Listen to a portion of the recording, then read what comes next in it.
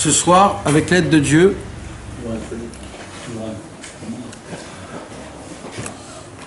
avant de commencer le cours, Bezrat Hashem, on va essayer de s'attacher tous ensemble, d'être tous, d'avoir tous un seul cœur, Amen. et un seul amour l'un envers l'autre. Amen. Nous tous ensemble, pour qu'on puisse prier à Hachem une prière de Rabbim. Qu'Akadosh Baruch Hu, il aime les prières de Rabbim. Et que grâce à ça, on attire le Otsar Matnat Rinam dans ce monde pour faire sortir les paroles du Tzaddik à Emet et que ça soit que lui qui parle et personne d'autre. On va faire les Louis Nishmat, Bernard, Prosper et Esther. Et pour les petites qui sont mortes dans l'accident de voiture la semaine dernière. ouais. Les Louis Nishmat, les Yeladot Sadikot, Shirel Bat Shirel Keren Bat Keren, et Sarah Bat Keren. Sarah Bat Keren, et Refoua Shlema de la famille. Et de tous ceux qui ont besoin, Refoua Shlema, Bezrat Hashem, avec l'aide de Dieu. Ce soir, ce qu'on va étudier, c'est vraiment très spécial, la paracha de la semaine, la paracha de Be'alotecha. Et même pour les gens qui lisent pas maintenant la paracha de Be'alotecha, c'est même important d'entendre, parce que c'est pas que sur la paracha de Be'alotecha, c'est ce qu'on va étudier ce soir, c'est des yesodot, c'est des fondements de la pensée de Rabbi Nachman qui s'incrustent depuis le début de la paracha jusqu'à la fin de la paracha. Mamash, toute cette paracha de la semaine, elle parle vraiment de tout le lien que le tzaddik il a avec ses élèves. Tout le lien que le tzaddik il a avec ses élèves depuis le début de la paracha jusqu'à la fin, on parle que de ça. Donc Là, c'est en gauche Rabbeinu, là. ouais. Mais là, on va voir. C'est-à-dire, quand tu lis ça normalement, hein, tu vois pas le lien. Tu comprends pas. Mais quand on va l'étudier de la façon dont on va étudier ce soir, là, tu vas voir vraiment qu'est-ce qu'il y a dans cette paracha. Ce soir, je voudrais déjà parler sur un pasouk qui est vers la fin de la paracha de la semaine. Ce pasouk, il est, tout le monde le connaît, Veha'ish Moshe Anav Me'od Mikol Adam. Dans Shvi'i, il y a écrit dans la Torah, et l'homme Moshe, c'est l'homme le plus humble qu'il existe sur terre. Comme ça c'est écrit. Et l'homme de tous les hommes. De tous les hommes sur terre. Et apparemment, il faudrait essayer de voir plusieurs choses. Première chose, c'est pas maintenant que Moshe Rabbeinu il meurt. Pourquoi tu l'écris? Parce qu'il est écrit une deuxième fois à la fin de la Torah. Ou que Moshe Rabbeinu c'est l'homme le plus humble qui existe dans le monde. Donc là, il est écrit, on va dire, sous aucune compréhension. Quand un homme il étudie tout simplement, même Rashi il dit rien dessus. Rashi il dit rien. C'est parce qu'ils ont dit il a été décrété qu'il doit mourir, mais vu que personne n'a voulu prendre l'avis de Moshe, c'était fait après. Non. Moshe Rabbeinu, il ne faisait pas partie des êtres humains comme nous, on appartient, où on lui donne la vie, on lui reprend la vie. C'est lui-même qui gérait tout ça. C'était un tzaddik du niveau que lui il doit maintenir le peuple. Donc le jour où ça vient, ça doit venir, il savait, Moshe Rabbeinu. Donc c'était pas une histoire comme ça. Non, mais il n'y a pas d'ordre chronologique, donc ça pourrait Non, mais aussi. alors, il n'y a pas d'ordre chronologique dans la Torah par rapport aux effets. Mais là, c'est une phrase, tout simplement. Et là, c'est pas un fait, c'est pas une histoire qui s'est passée. C'est une parole, on dit une parole, voilà. Et en plus, il n'y a aucun rapport. Tu dis, regarde, tu vas le lire, il n'y a aucun rapport. Et la paracha, elle se termine avec ça. Rien, mais rien. Pas il s'est passé un truc, pas Ve'aïsh Moshe Anav Me'od Mikol Adam. Alors apparemment, pourquoi il a été dit ici? dans cette paracha-là? Première question. Deuxième question, puisque la Torah, la Kadosh Baruch Hu lui-même, il va donner une éloge à Moshe Rabbeinu, comment nous on pourrait donner une éloge à Moshe Rabbeinu? Le sauveur, celui qui aime le peuple, celui qui a donné les 10 commandements, le tzaddik. Il y a tellement de choses qu'on pourrait dire sur Moshe Rabbeinu. Qu'est-ce que la Torah, qu'est-ce que Akadosh Baruch Hu a choisi de faire une éloge sur Moshe Rabbeinu? C'est la Hanava. Pourquoi? Presque tu m'aurais posé la question, on dirait ce que c'est la Hanava. Oui, mais il y a tellement d'autres choses dans ce monde, ça veut dire qu'il y a tellement d'autres choses. Il y a tellement d'autres ta'avot, on pourrait dire l'homme qui a parlé avec Dieu. C'est l'homme qui a parlé avec Dieu. Moshe Ish Elohim, l'homme de Dieu. Ça aurait suffi d'écrire ça. Crois-moi que c'est... Hein? Non, pas comme Moshe. Moshe, il a parlé face à face. Nahon que les autres, ils ont... Mais Moshe diber panim el panim. Normalement, ça devrait être ça le grade qu'on donne à Moshe Rabbeinu. Que Moshe Rabbeinu a pu parler à Hachem face à face. L'homme, le seul au monde qui a parlé à Dieu face à face. Parce que peut-être qu'il va y avoir un nouvel homme qui va venir et qui va lui aussi parler face à face avec Dieu. Est-ce qu'on sait si le Mashiach demain... On ne sait pas, Voilà. on ne sait Donc, pas. cette qualité pourrait se reproduire. Peut-être, c'est une supposition. Mais il n'y a rien de concret, tu comprends? Il n'y a pas... Quand tu dis que c'est une simple supposition, c'est pas non, c'est dans tous les hommes. Et après, en fonction du travail qu'ils font sur eux-mêmes, ils arrivent à activer cette connexion ou pas. Mais c'est pas... tous les bénis Israël, ils peuvent arriver au niveau de Moshe. Donc à partir du Ils moment où peuvent, mais ils n'ont pas... on nous demande pas... Non, mais on nous demande pas... Il existe, bien sûr qu'il existe. Mais on nous demande pas de parler à Hachem face à face. C'est pas notre but. La preuve de ça, c'est que tous les prophètes, ils n'ont pas parlé à Hachem de face à face. Et c'est pas un reproche qu'on fait. C'était leur niveau, c'était leur... c'est plus haut que ça encore. Ah bah, je sais pas, moi je pose une question. Il y a écrit dans la Torah que l'homme le plus grand au monde, c'est Moshe Rabbeinu. Et c'est quoi sa perfection, Moshe Rabbeinu? C'est l'humilité. La Hanava. Maintenant, Moshe Rabbeinu... Alors, normalement, Moshe Rabbeinu, c'est lui qui a fait faire descendre les 10 commandements. Il les a fait faire casser, il les a brisés les 10 commandements.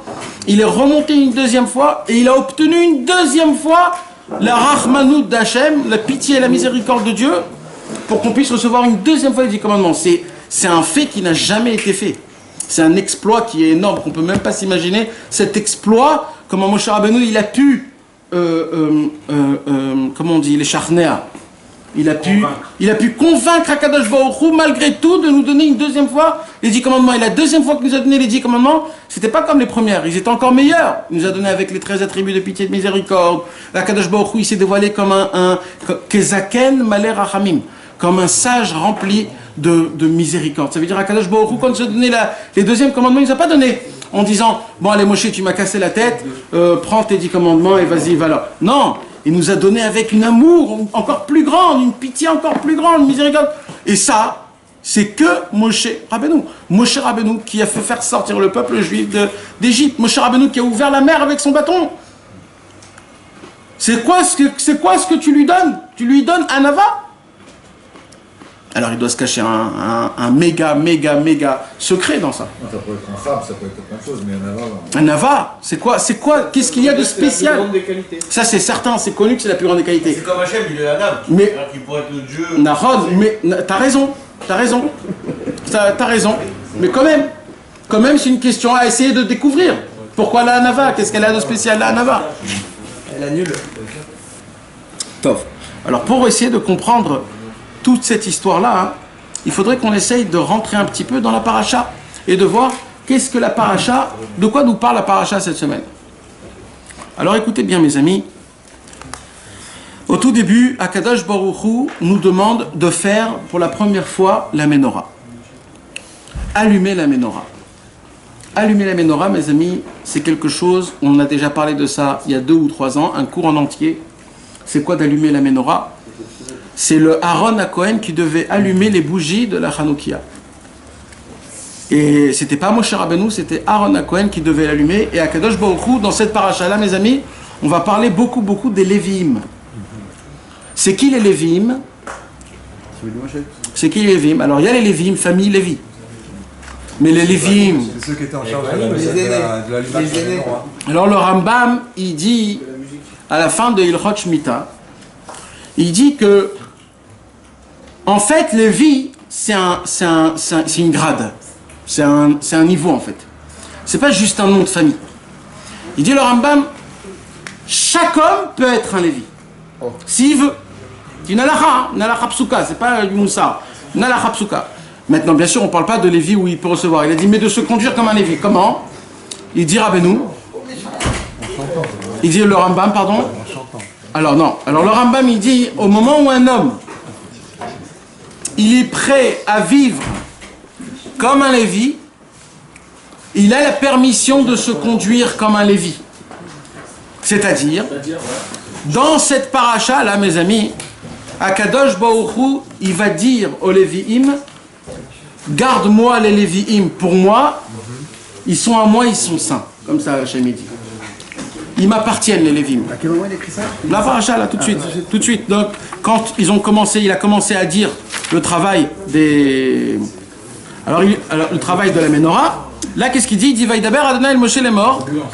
Kach et Alvim, prends les Lévim, Mitor Béné Israël, prends les Lévim parmi le peuple. Et là, qu'est-ce qu'il dit? Veti artaotam. Et tu vas les purifier. Akadosh Baruch Hu demande de prendre les Lévim, c'est toute une tribu, ça compte des milliers de personnes.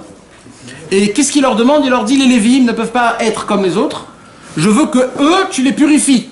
Spécialement, ils ont quelque chose de spécial. Et là, Kadosh Baruch Hu, il lui explique exactement qu'est-ce qu'il faut faire pour les rendre purs, les Lévim. Alors, à Kadosh Baruch Hu, il lui dit, tu devras jeter la paradouma sur eux. En plus, tu devras jeter une goutte de la vache rousse qui a été brûlée. Chacun devra donner un korban, ce qui est spécial. Et toute une histoire, toute une cérémonie que Kadosh Baruch Hu dit, mamash, pointilleusement, comment rendre les Lévi'im un peuple qui est très spécial. Que eux, ça va devenir le peuple qui va être dans le Beth Amikdash, qui va s'occuper du Beth Amikdash. Donc, on voit déjà, mes amis, dans Rishon, Sheni, toute une histoire sur les Lévim. Plus tard, il se passe quelque chose de très spécial. Quoi? Là, mes amis, on est où? On est au 2e mois de la sortie d'Égypte. C'est-à-dire, on est dans le mois de Iyar, comme aujourd'hui. Nissan, Iyar. D'accord? Donc, eux, ils étaient déjà dans le mois de Iyar. Et là, tout le peuple juif se prépare pour aller en Eretz Israël. De là où ils sont jusqu'en Eretz Israël, Rashi nous apprend que c'est une marche de 3 jours. 3 jours. Donc ça veut dire, dès maintenant, on va marcher, dans 3 jours, on rentre en Eretz Israël. Donc là, ils sont à 2 doigts de rentrer en Eretz Israël. D'accord? Ils sont sortis il y a 1 mois, ils ont reçu la Torah, ils ont tout reçu comme il faut, et là maintenant, ils se préparent pour rentrer en Eretz Israël. Et là, ils ont juste 3 jours de marche. D'accord? C'est ça leur purification? Hein? Non, ça c'est une autre chose. Ça c'est un truc, maintenant c'est une autre chose. D'accord? Donc maintenant, qu'est-ce qui se passe? Il se passe que, en plein milieu, ils viennent des gens que la Torah les appelle les mitonénim, ceux qui se plaignent, ceux qui se plaignent. Les mitlonénimes. Ouais.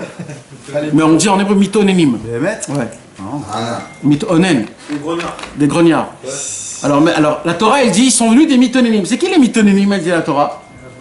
Non, c'est pas les rêves. C'est des juifs qui veulent pas servir Hachem. Ah, c'est déjà rien. Ils veulent pas servir Hachem. Pas parce que...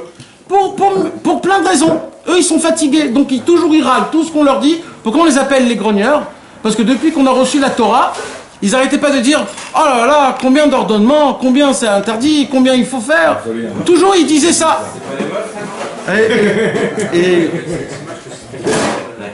Et ils sont venus, les mitonénim. Et qu'est-ce qu'ils sont passés? Ils ont dit on en a marre de manger de la manne, on n'en peut plus, on n'a plus le goût pour ça, on voudrait manger de la viande.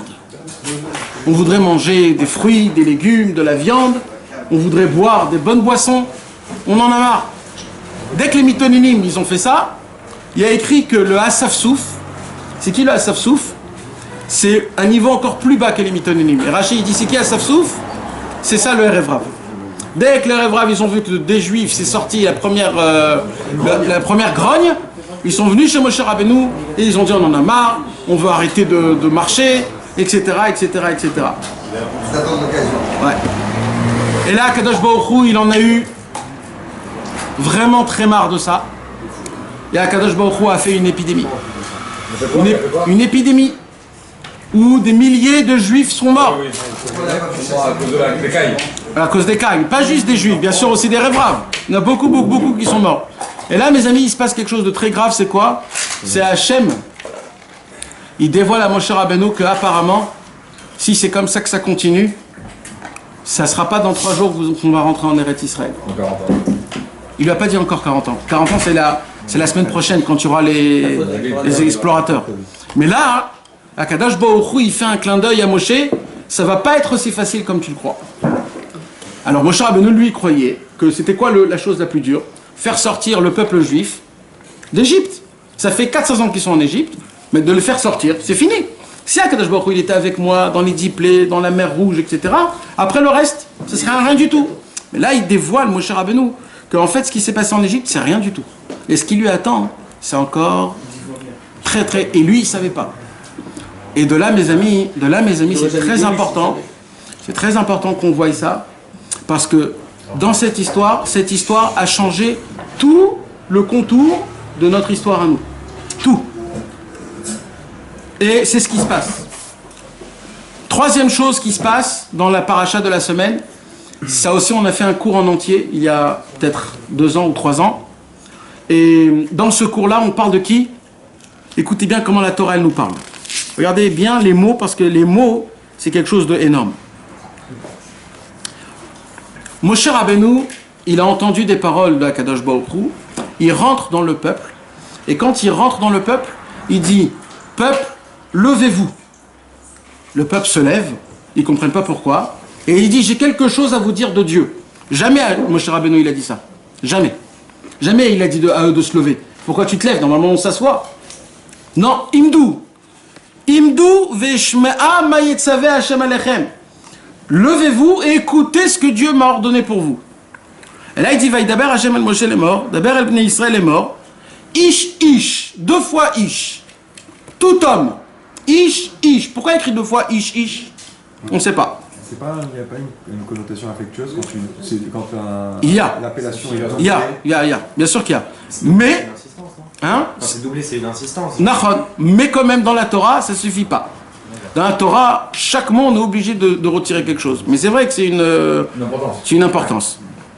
Alors déjà, on va voir de quelle importance on parle. Écoutez bien, mes amis, c'est des choses simples que je vous pose comme question et que personne ne sait répondre dans la paracha, des choses très très simples. Donc pourquoi écrit 2 fois ish? Alors qu'est-ce qu'il dit, mon cher Rabbeinu? Il dit tout homme. Je vais vous lire en hébreu. Qui yetameh les nefesh. Tout homme que son âme est impure. Mes amis, est-ce que l'âme, elle est impure?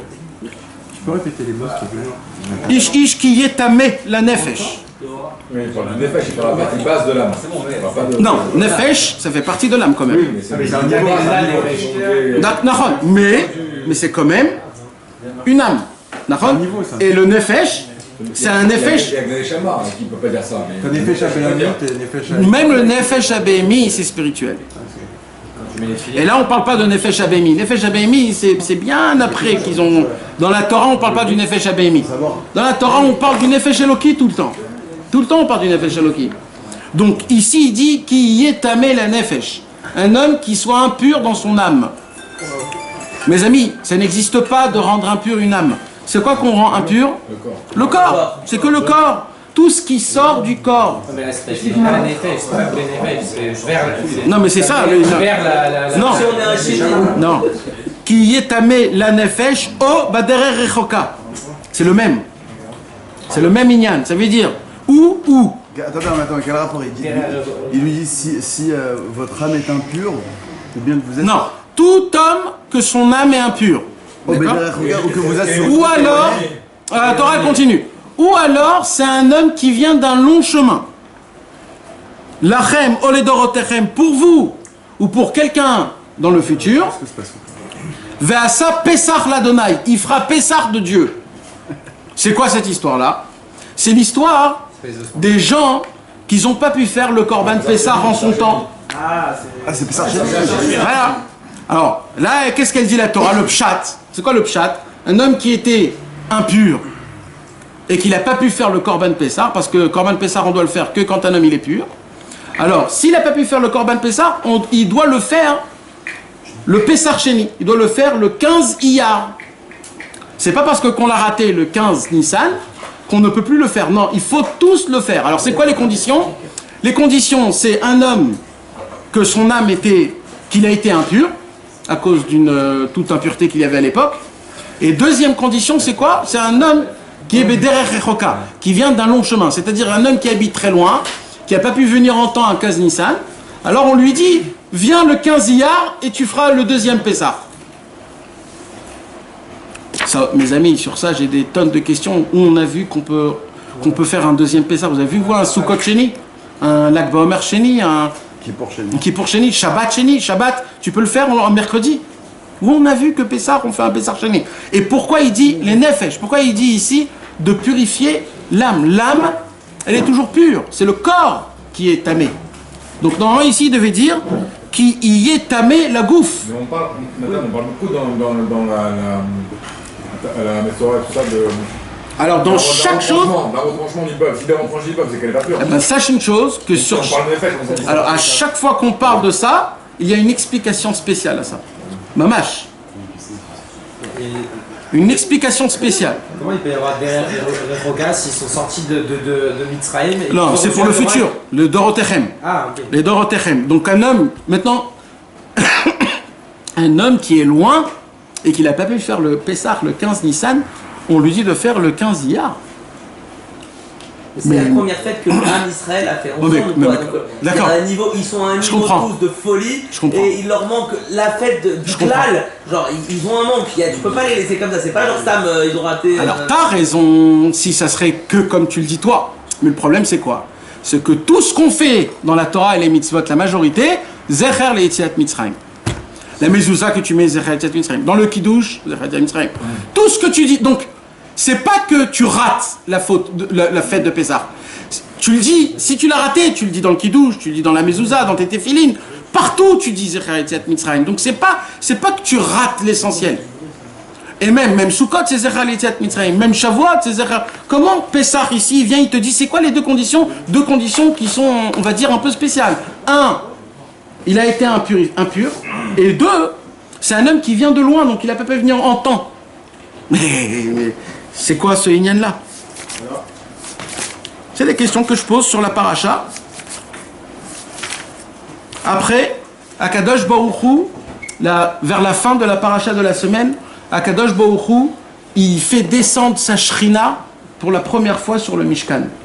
C'est quoi le Mishkan, mes amis? Le Mishkan, c'est le mini Bet Hamikdash. À l'époque, ils n'ont pas fait un Bet Hamikdash. Alors Akadosh Baruch Hu nous a ordonné dans tout le Chumash Veikra comment faire le Mishkan. C'est quoi le Mishkan? C'est un Bet Hamikdash qui peut se démonter et se remonter, provisoire, et les Lévi'im qui le faisaient. Et le travail du Mishkan, c'est quoi? On attendait que la Shrina, qu'Akadosh Baruch Hu, descend. Et c'est dans cette paracha-là, on voit que la Shrina, Mamash, il y a écrit que Akadosh Baruch Hu descendait sur les toiles du Mishkan, et tout le Ham Israël a vu comment Akadosh Baruch Hu, il est dans le Mishkan. Tout le Ham Israël. Et où on a vu ça? C'est là où Moshe Rabbeinu, Dieu il lui ordonne comment on marchera dans l'Égypte. Le jour il y aura des nuées et le soir il y aura des colonnes de feu. Et c'est par rapport à ça que Moshe Rabbeinu a compris qu'on va rester encore beaucoup de temps en Égypte. Pourquoi?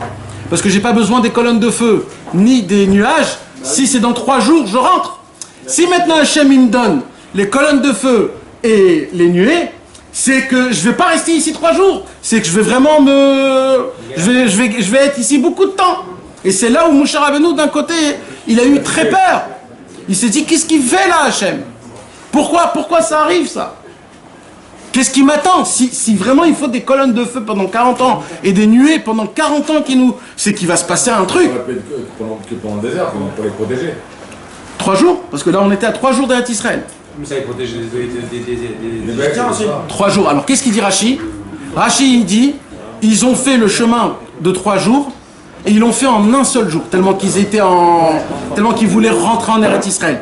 Et c'est là où s'est passé les mythonémimes et tout le problème, il est arrivé. Il n'y avait pas les tables de la loi cassée qui étaient devant aussi? Il y avait l'étape de la loi cassée et l'étape de la loi parfaite. Mais devant eux? Dans le Haron à Kodesh. Ah, en bas. Il n'avait pas envoyé devant, il y avait une... Non, ça c'était plus tard, pas avec Moshe. Ah, pas avec Moshe. D'accord?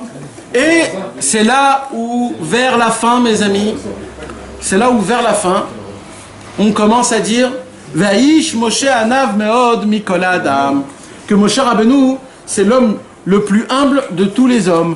Et comme ça, la paracha de la semaine, elle s'arrête. Donc, on ne comprend pas du tout c'est quoi tout le concept de l'humilité de Moshe Rabbeinu, où il est le lien avec les 3-4 sujets qu'il y a dans notre paracha de la semaine. On voit pas qui fait que ce soit l'homme le plus humble. Qui fait que ça soit l'homme le plus humble et l'humilité en elle-même. C'est quoi la spécialité? Il a quand même supporté, hein, ça on peut comprendre. Oui, alors il aurait pu dire Savlan. Savlan, ça serait le mot. Savlan, c'est supporter vraiment. Patient. Ou alors même de dire, comme le Zohar HaKadosh, comment il appelle le Zohar HaKadosh Moshe Rabbeinu? Raya Me'emana. Mais c'est pas que ça, il a supporté des humiliations. Oui. Et que soit les humiliations, ça passe du côté de supporter à du côté de humilité. Alors, normalement, mets-le vers la fin. Pourquoi au milieu, là, en plein milieu, que je ne sais pas ce qui se passe ici? Alors là, mes amis, Bezrat Hashem, maintenant qu'on a posé nos questions, j'espère que vous vous rappelez bien des questions. On va, Bezrat Hashem, ouvrir un sujet qui est très important, que Rabbeinu HaKadosh a dévoilé. Rabbeinu a dévoilé ça dans le monde, une Torah qui est énorme. Une Torah qui est vraiment, vraiment, vraiment très, très forte. La Torah 64. Boel Paro. Non, 65. Vayomer Boazel Rout, pardon.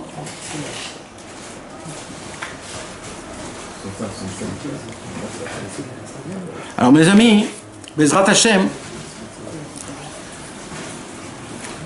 on va parler. Rabbi Nachman de Breslev nous apprend une tactique, un conseil inimaginable à appliquer pour tout le monde, même les goïms, une tactique générale pour les êtres humains, comment ne jamais souffrir. Jamais souffrir. Et le plus beau de tout ça, c'est que Rabbeinu il dit, et ça, tout homme peut le faire. Comme ça il dit. Et tout homme. Il n'a pas dit tous les Yehudim. Il a dit tout homme peut le faire. Ouais, c'est ce que Rabbeinu il dit, personne ne peut dire, ouais mais on n'arrive pas à se dire. Non.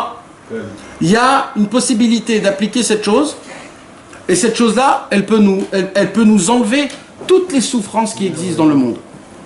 C'est quoi cette chose-là? Alors tout le monde ouvre les oreilles, tout le monde ouvre le cœur, je veux tout de suite savoir c'est quoi. Mais vous vous imaginez que pour une telle chose, ça nous demande quand même un exercice, quand même un travail. C'est pas tu claques des doigts et c'est fini. Ça demande, mais cette chose-là, il dit Rabbeinu, quand tu l'as fait, tu as la possibilité de ne plus rien ressentir. Rabbi Nachman de Breslev, il nous parle dans la Torah 65, le Mer Boaz El Rout, ce qui s'appelle en hébreu le bitoul. L'annulation. C'est quoi l'annulation?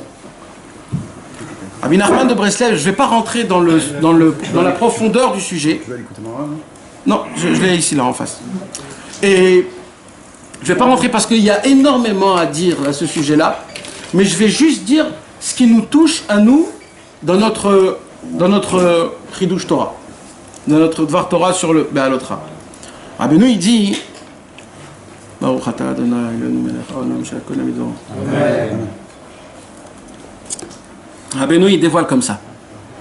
Il dit un homme, quand il est descendu dans ce monde, on ne lui a pas demandé ce qu'il veut descendre. Pourquoi? Parce que si on lui demande est-ce qu'il veut descendre dans ce bas monde, la réponse qu'il va recevoir, c'est tout de suite non, je veux pas descendre dans un monde pareil. Les Neshamot dans l'âme. Pardon, Kevin? Pourtant, de base, on n'était pas censé descendre, c'est nous qu'on a demandé à servir Dieu. Exact. Mais maintenant qu'on a vu, maintenant que ça se passe. En sachant ça, c'est autre chose. Alors maintenant, qu'est-ce qui se passe?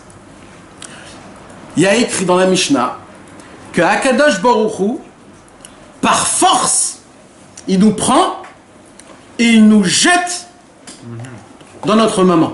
C'est par force. Nous, on veut pas. On veut pas. Et la preuve de ça, c'est que quand on sort du ventre de la maman, tout de suite on pleure. Pourquoi on pleure? Quand on respire l'air de ce monde-ci pour la première fois, on ne peut pas supporter cette matérialité, comment elle est horrible. Et là, on pleure. Et vous savez pourquoi on pleure quand on est bébé? Tout le temps, à chaque fois? À cause de ça. Pourquoi on dort beaucoup quand on est des bébés? Parce qu'on veut se rappeler dans le monde futur. Parce que vous savez, mes amis, la Gemara, elle dit qu'à chaque fois qu'on dort, on rêve. Le bébé qui pleure pas, il est... Alors attends, à chaque fois qu'on dort, on rêve, elle dit la Gemara. Ça n'existe pas qu'on rêve pas. Et si on ne se rappelle pas du rêve, c'est juste qu'on ne se rappelle pas. C'est pas que tu n'as pas rêvé aujourd'hui. C'est que tu ne te rappelles pas de ton rêve. Alors, il y a une question qui se pose. De quoi rêvent les bébés? Puisque le rêve, il est quoi? Par rapport à ce que tu as fait aujourd'hui, ce que tu as parlé avec tes amis, ce que tu as pensé. Mais un bébé, un nourrisson, il voit pas encore parfaitement le bébé. Il entend un petit peu. Mais qu'est-ce qu'il doit rêver? Rêver, c'est voir, c'est ressentir. C'est quoi? En touchant. Ouais, mais le rêve, c'est surtout de voir aussi. Les aveugles, ils rêvent pas. C'est aussi la même... Non, alors les aveugles, ils se créent une imagination. Par le toucher, parce qu'ils sentent, parce qu'ils Mais un enfant qui n'a pas de date, même le goût, il ressent, il ne peut pas le décrire. Il a vu dans le ventre de la mer. Il ne voit pas dans la mer. Il voit pas. Il lit pas la Torah. Eh ben non, vous voulez savoir de quoi il rêve un enfant? Il rêve de ce qu'il a... Il rêve du ciel quand il est dans le ciel. Mais on s'il montait dans la... pour qu'il se oublie tout. Oui, non. Et pour ce qu'il oublie, ce qu'il a étudié dans le ventre de la maman. Pas tout. Juste ce qu'il a étudié dans le ventre de la maman. Mais il se rappelle de tout ce qu'il y avait en haut dans le ciel. Chaque chose qu'il va apprendre dans ce monde-ci va lui enlever quelque chose qui se rappelait en haut dans le ciel. Chaque chose. Jusqu'à quand comme ça? Jusqu'à l'âge de 3 ans. C'est pour ça qu'à l'âge de 3 ans, on fait la coupe de cheveux. Parce qu'on lui dit maintenant, il n'a plus aucun kécher avec dans le ciel. Alors maintenant, c'est un juif d'ici, de maintenant, de là. C'est pour ça qu'on le fait dans un kever d'un tzaddik. Comme ça, on lui dit, c'est comme ça qu'il faut être, comme ce tzaddik-là, à l'âge de 3 ans. Parce qu'à l'âge de 3 ans, il n'a plus aucun contact avec le ciel. Et pourquoi Rabbi Alors maintenant, mes amis, je vous pose une question. Si de base, la nature de notre neshama, et je vais aller même plus loin dire la nature du corps humain juif, sa nature à lui, c'est quoi? C'est de servir Dieu. C'est dans sa nature, Akadosh Baruch Hu, pourquoi il nous aime nous? Parce que dans notre sang, dans nos gènes, on a en nous une gène qui est noble, qui est divin, qui appartient à Hashem Yitbarach, même dans notre sang, même dans notre peau, qui est complètement extérieure. On a de la divinité de Dieu. Donc la nature réelle d'un juif, mes amis, et écoutez-moi bien parce que c'est ça le Hémet, c'est pas la réelle nature d'un juif, c'est d'être conçu pour appliquer Torah au mitzvot. La preuve, c'est quoi, mes amis? La preuve, c'est, comme on a dit tout à l'heure, les ordonnements que Dieu nous a ordonnés. Combien d'ordonnements il y a? Il y a 365 mitzvot négatifs et il y a 248 mitzvot positifs. Akadosh Baruch Hu les a fait ça pas pour rien, parce que les 365 mitzvot négatifs, ils sont équivalents aux veines qu'on a, 365 veines, et les 248 mitzvot positifs, ils sont équivalents aux 248 organes qu'on a dans le corps. Et ça veut nous apprendre quoi? Ça veut nous apprendre que quelque part, le corps humain juif, il a en lui, quand il applique Torah au mitzvot, mamash, un corps qui est spirituel, parce qu'il se crée les mitzvot et le sang. Par rapport à ça, j'ai entendu une fois que chaque mitzvah, elle avait un lien avec une partie du corps. Comme tu Nahon. Est-ce qu'il y a un sefer qui a été écrit sur ça? Ouais. C'est lequel? Il y a un sefer qui a été écrit dessus. Pri Chaim, ça s'appelle. Pri Chaim. Et mes amis, maintenant, ce qui se passe, donc, c'est que la nature du corps humain, elle est faite pour appliquer Torah au mitzvot. Ça veut dire, si quelqu'un il dit que cette mitzvah-là, je peux pas l'appliquer, cette mitzvah-là, je peux pas l'appliquer, c'est totalement faux. Parce que le corps a été conçu de manière qu'on applique Torah au mitzvot. Et plus que ça, un juif, s'il n'applique pas Torah au mitzvot, eh ben, chas v'shalom, il peut être endommagé dans son corps, ce qu'un goy ne peut pas être endommagé, parce que la vitalité de notre corps humain dépend des Torah et mitzvot qu'on applique. Donc un être humain qui vient dans ce monde atrophié ou n'importe quoi, eh ben, il sait qu'il va avoir des mitzvot en... On parle d'un juif. Un juif. Un juif. Il ne pourra pas faire. Pourquoi? Il ne sera pas 100%. Il a dit qu'il y avait le lien entre les mitzvot et le corps. Ouais. Alors celui qui vient sans Torah ou mitzvot? Non, sans quelque chose dans le corps. Sans... Ça n'existe pas. Avec un manque. Ça n'existe pas. Quoi, un mec qui vient sans un rein. Spirituellement. Ah, tu parles de ça. Alors apparemment, un homme comme ça, c'est qu'il a réparé totalement la partie. Il a pas. Exact. Il a totalement réparé. Donc il n'a pas besoin du... Il n'a pas besoin. Il y a une histoire comme ça que si quand il y a des gens qui sont malades, particulièrement on leur fait faire une mitzvah qui est en lien avec Et c'est comme les autistes. Ouais. Les autistes, c'est quoi les autistes? Ils sont entre... Les autistes, c'est des tzadikim qui ils ont plus besoin de réparer leur corps. Parce que leur corps est déjà pur, il a été déjà puré.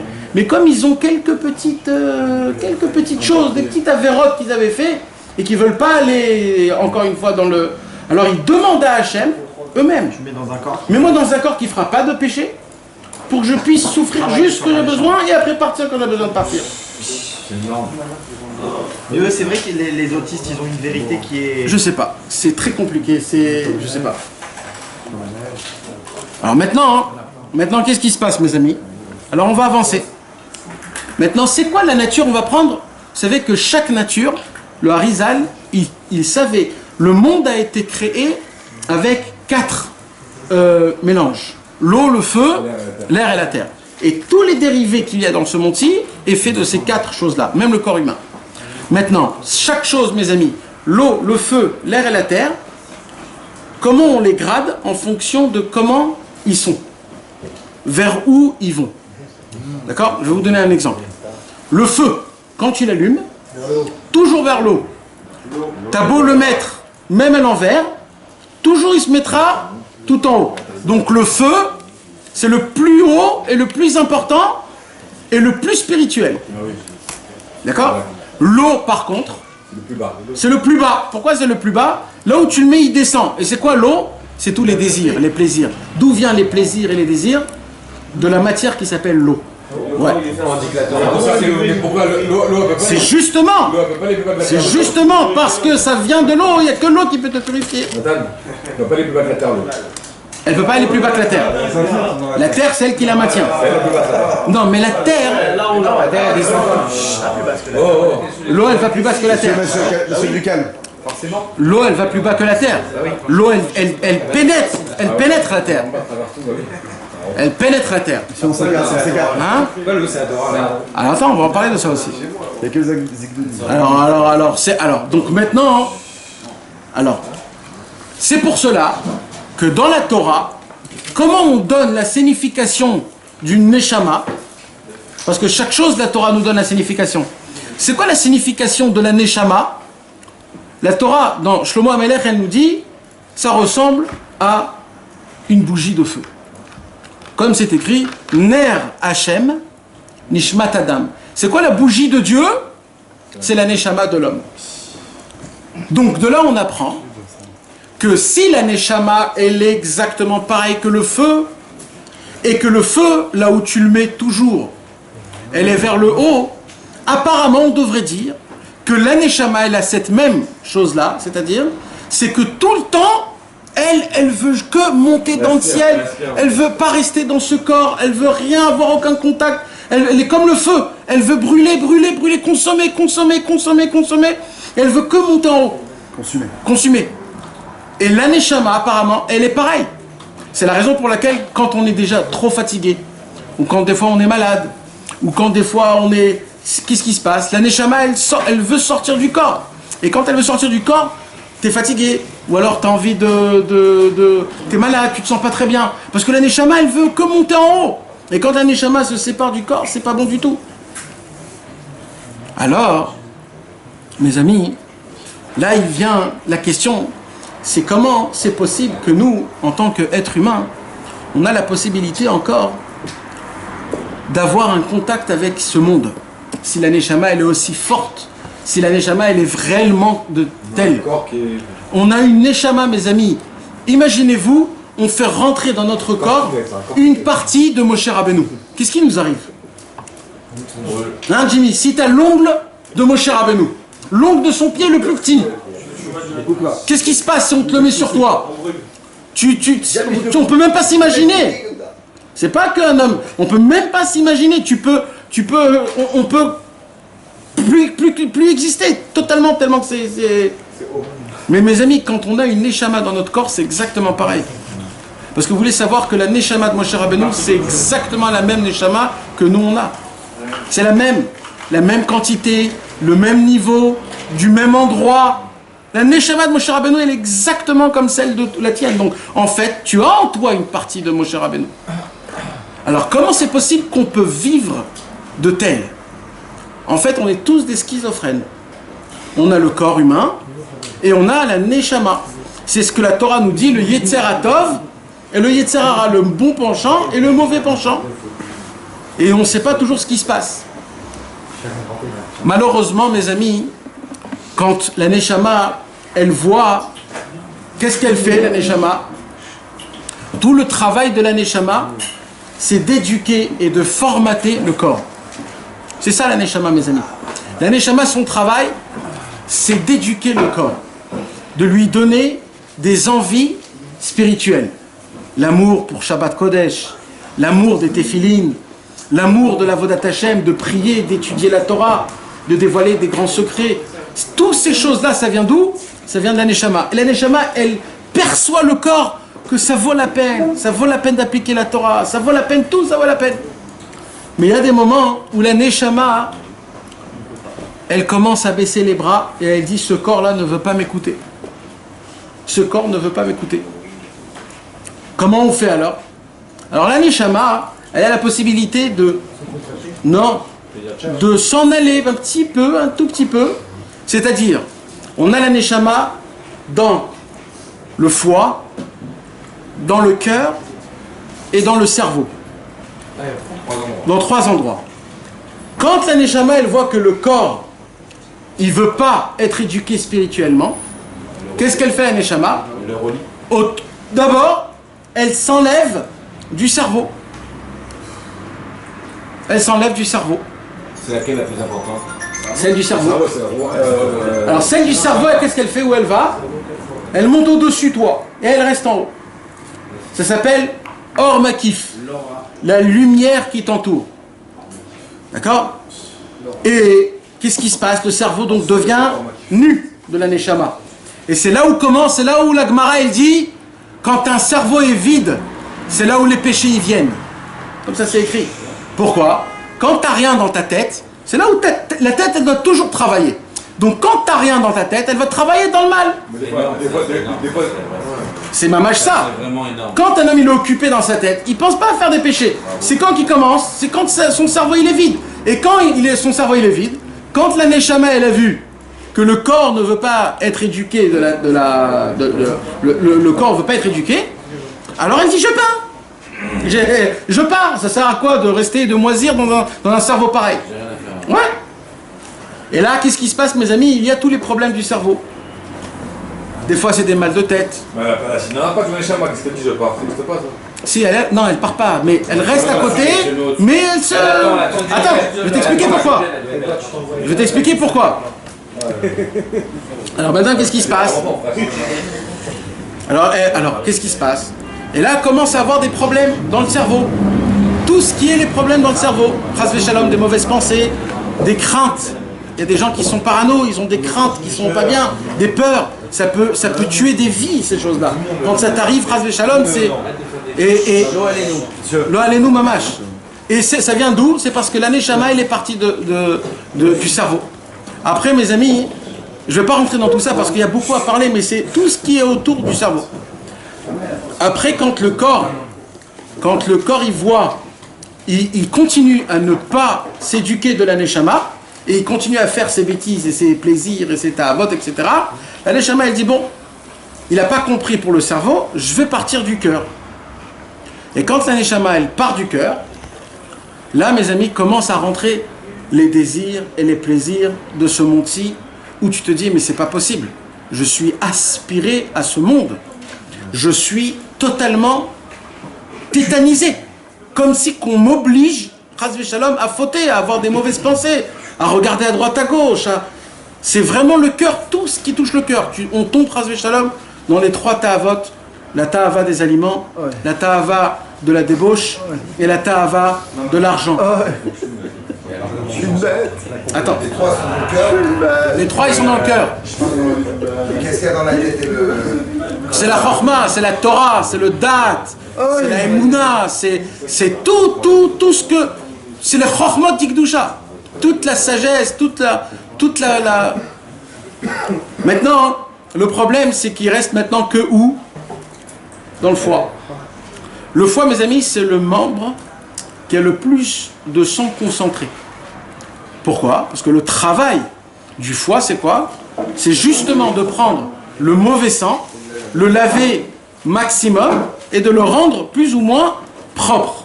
Le mikvé. Donc en fait, le kavet, c'est quoi? C'est pas le mikvé, c'est le filtre du mikvé. Oui. C'est le filtre du mikvé. C'est-à-dire quoi? C'est le minimum. Ça veut dire, là on te parle du minimum, ça veut dire quoi? C'est que tu puisses rester un juif dans les petites choses. C'est-à-dire manger cachère, faire... c'est vraiment... C'est comme le sang. Le sang, c'est le minimum du corps. Et tout dépend de ça. Donc en fait, voilà. Et ça s'appelle quoi? C'est endormi. Vous savez, mes amis, que le foie, on n'a pas le droit de le cachériser avec du sel. Le foie, la seule possibilité pour le manger, c'est de le brûler, de le griller. Pourquoi? Parce que dans le corps, dans le kavet, dans le foie, c'est là où il y avait tous les mauvais sangs. Et c'est là où le plus bas de la neshama, elle est là-bas. C'est pour cela que de mettre du sel, ça suffit pas.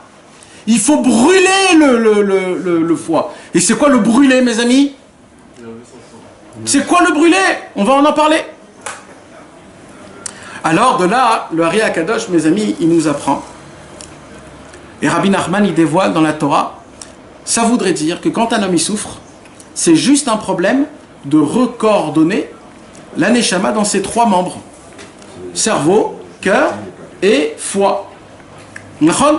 Il dit, au moment où on remet la neshama à sa place, apparemment, il n'y a pas de problème, parce que d'où viennent les problèmes, mes amis? Encore une fois, je vous répète, quand la neshama, elle part du corps, le corps, il devient très faible, et là, il est sensible à tout. Il mange quelque chose de pas bien, il a mal au ventre. Mais comment? Moi aussi j'ai mangé ça avec toi. Non, toi t'es faible, ton corps il est faible. Lui, il a sa neshama encore.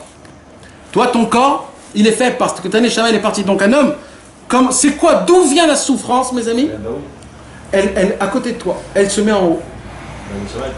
Elle se met au-dessus de toi. Elle est là. Comme une oreille. Elle attend. C'est quand qu'il va changer? C'est quand? Et quand des fois tu as envie de faire des choses, plap, elle commence à rentrer. Elle dit, ah voilà. Voilà, il commence à se... je vais vous dire un chidouche, tu m'as rappelé un chidouche de Rabbi Nachman qu'il a dit, un truc de fou. Un truc de fou, il a dit Rabbeinu. Rabbeinu, il a dit, des gens, ils sont malades, ils vont chez le docteur leur donne des médicaments, et il devient en bonne santé. D'accord? Il dit, Rabbeinu, ça c'est ce que vous voyez. Et vous voulez que je vous dise qu'est-ce qui se passe dans le ciel? Cette histoire, comment ça se passe? Il dit comme ça. Il dit, Rabbeinu, cet homme-là, il a eu des fautes, il est malade à cause de quoi? À cause de ses fautes. Cet homme-là, il a eu mal au corps, alors il va chez le docteur. Maintenant, à l'époque, mes amis, les cachets, c'était quoi? C'était des plantes, c'était le jus des plantes. Et c'était très amer. Très amer. Quand tu manges, c'était vraiment très... Mais même aujourd'hui, il y a des piqûres, il y a des cachets qui sont très amers ou grands. Alors il dit Rabbeinu, puis la neshama, qu'est-ce qu'elle fait? elle voit que le corps, il est prêt à recevoir de l'amertume pour être en bonne santé, c'est-à-dire qu'il s'annule un petit peu, alors Akadosh Baruch Hu dit si c'est comme ça, alors envoie-lui la guérison. Parce qu'il y a quelque chose qui le rabaisse. C'est quoi? C'est la souffrance. C'est pas parce qu'il a pris un cachet que grâce à ça il est en bonne santé. C'est parce qu'il a voulu, il était prêt à se rabaisser, à aller voir quelqu'un, lui dire répare mon corps. Rien que pour ça, Akadosh Baruch Hu il dit bon, si il a fait teshuva de son corps, allez vas-y rends-lui. C'est pas parce qu'il a pris un Doliprane ou parce qu'il a pris des comprimés. C'est pas à cause de ça. C'est pour ça que les placebos ça marche. C'est pour ça que ça marche. Toi tu crois que t'as pris un cachet. Alors maintenant mes amis, je continue. Ça c'était juste le petit ridouche de Rabbeinu. Maintenant je continue notre... Rabbeinu il vient et il dit comme ça. Conclusion des souffrances, c'est quand la neshama s'éloigne du corps. Au moment où la neshama s'éloigne du corps, on souffre. Encore un petit exemple pour comprendre. C'est quoi qui fait d'un homme vivant ou mort?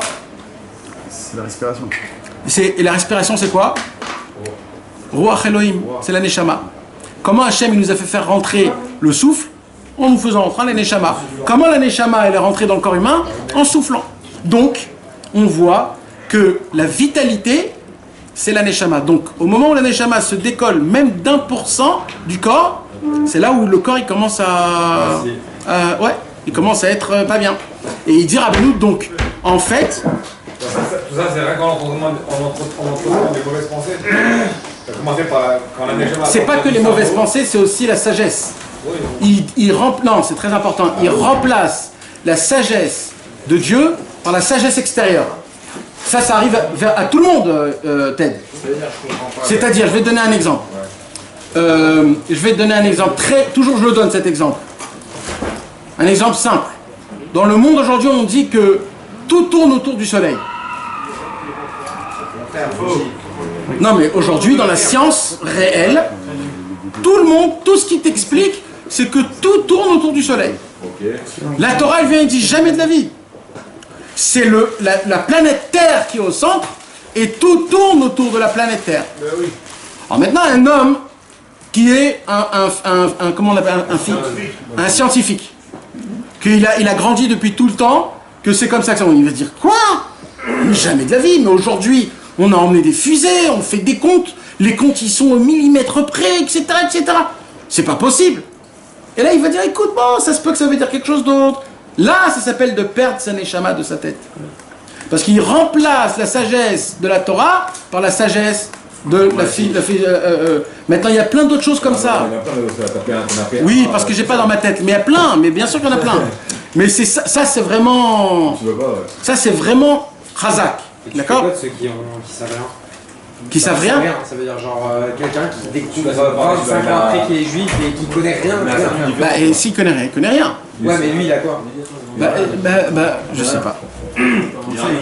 La Torah nous dit, un homme qui n'a pas de conscience égale à un animal. C'est la Torah qui dit.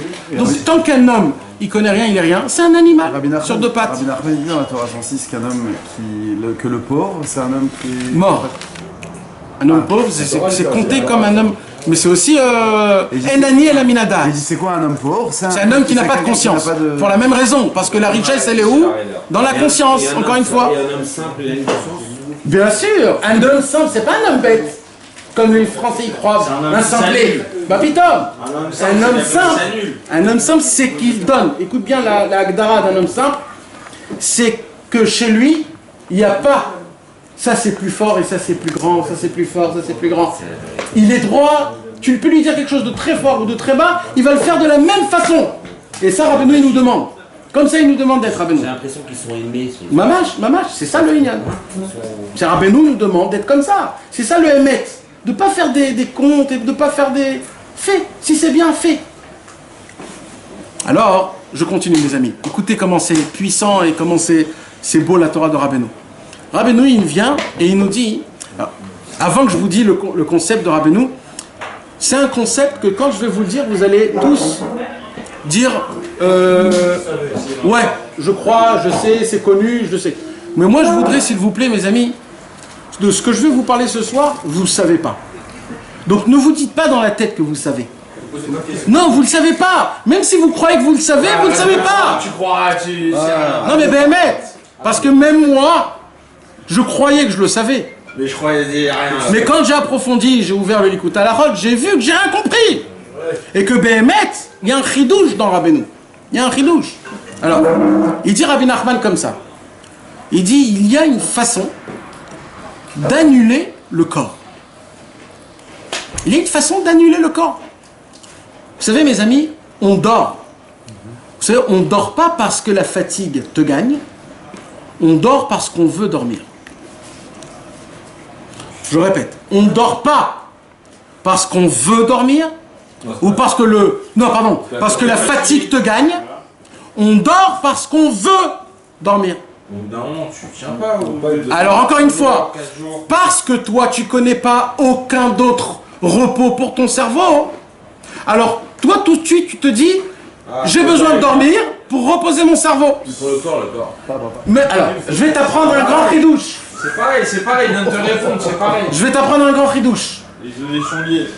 Ça s'appelle quoi? La fatigue. Où elle est la fatigue? Non, beaucoup de gens disent ça, et ben non. La Gemara, elle nous dit un ridouche énorme. Dès que je vais te le dire, tu vas voir. D'où vient quand un homme, il n'a pas dormi une nuit, 2 nuits, il n'a pas dormi? C'est quoi? Les yeux. Exactement. Tu sais quoi les yeux? Pas les yeux. Là, c'est juste, on n'a pas assez de force dans le muscle de la paupière et la paupière se baisse. C'est juste ça. Alors nous, quand la paupière se baisse, on se dit je suis fatigué, je peux plus. Mais en vérité, c'est juste un muscle de maintenir la paupière. Tu sais, c'est comme dans Mr Bean, il mettait des trucs avec pour pas. De toute façon, tu dors pas 2-24 heures, tu es dans un état aussi, ton cerveau. Alors, je vais te raconter une histoire. Je pense que c'est que de l'entraînement. Ça pique le cerveau après. Je vais vous raconter 2-3. Je pense que c'est que de l'entraînement. Écoute bien, déjà, toi, je voulais te dire, il y avait un très grand rave. Le rave Getz Alav Shalom, le rave du Kotel, il y a très longtemps. Et lui, à la fin de sa vie, il dormait pas plus que 2 heures. Maintenant, ça, c'est quelque chose que tout le monde le sait, tout le monde le connaît, parce que sa synagogue à lui, elle était dans le Kotel. Dans le Kotel. Et il avait un kollel là-bas, et il dormait toute la semaine là-bas. Pas, il rentrait chez lui à la maison. Alors lui, on voyait quand il dormait. Alors tu peux pas... Maintenant, cet homme-là, Béhémet, il dormait que 2 heures. Alors il y a des gens qui dorment 5 minutes, 5 minutes, 5 minutes, 5 minutes, 5 minutes, 5 minutes, 5 minutes. Ça, c'est encore facile. C'est dur, mais c'est quand même facile. Par contre, de dormir que 2 heures et d'être réveillé 22 heures, c'est beaucoup plus dur que de dormir 5 minutes. Sur la longue, c'est impossible. Alors, c'est très possible, je pense que c'est le contraire, ce qui est plus dur. Ça, c'est un fait réel. Moi, je pense que c'est le contraire. Cet homme-là, pendant des années, on a vu. Alors un jour, on est allé là-bas. Quelqu'un est allé là-bas, un de ses élèves. Il a dit, dites-moi, Rav, comment c'est possible que vous pouvez dormir quoi le cerveau, il a besoin de se reposer. Quand un homme, il dort, alors le sommeil, il fait dégager des hormones, et le corps, il est... Comment vous le faites en... Alors il a dit une réponse. Il a dit, si j'aurais écouté mon corps, jamais je serais arrivé là où je suis. Ça veut dire quoi? Alors ça veut dire quoi? C'est une réponse qui est très importante. 2 fois, 3 fois, 10 fois. C'est qu'aujourd'hui, nous, on n'écoute que le corps. Mais si on aurait écouté le corps et l'âme, la fatigue ne viendra pas aussi facile et aussi vite comme aujourd'hui on l'a. Le problème, c'est qu'on vit que le corps. Maintenant, je vais vous raconter une deuxième histoire, Ted. La deuxième histoire sur ça, c'est qu'un jour, comme cette année, Shavuot est tombé... non. Il y avait une année où Shavuot est tombé jeudi, vendredi, et Shabbat, c'était après. Maintenant, Rabbeinu, il n'a pas dormi mercredi soir. Non, mercredi soir. Parce que c'est la veillée de Shavuot.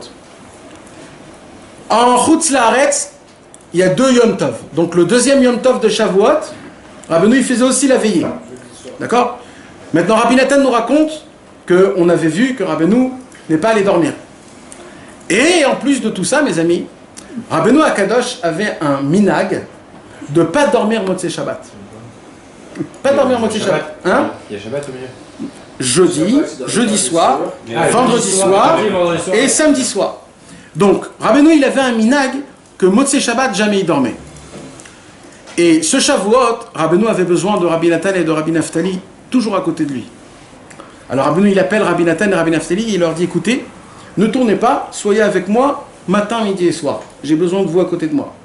Et Rabbi Nathan et Rabbi Naftali, ils étaient à côté de Rabbeinu pendant les 2 jours de Shavuot et Shabbat. Maintenant, mes amis, Rabbeinu n'a pas dormi pendant 3 jours. Rabbi Nathan et Rabbi Naftali n'a pas dormi pendant 3 jours. Maintenant, pour que vous puissiez comprendre ce que je suis en train de vous dire, la Mishnah nous apprend dans Masechet Shavuot, un homme qui jure qu'il ne va pas dormir 3 jours et 3 nuits, c'est un serment annulé.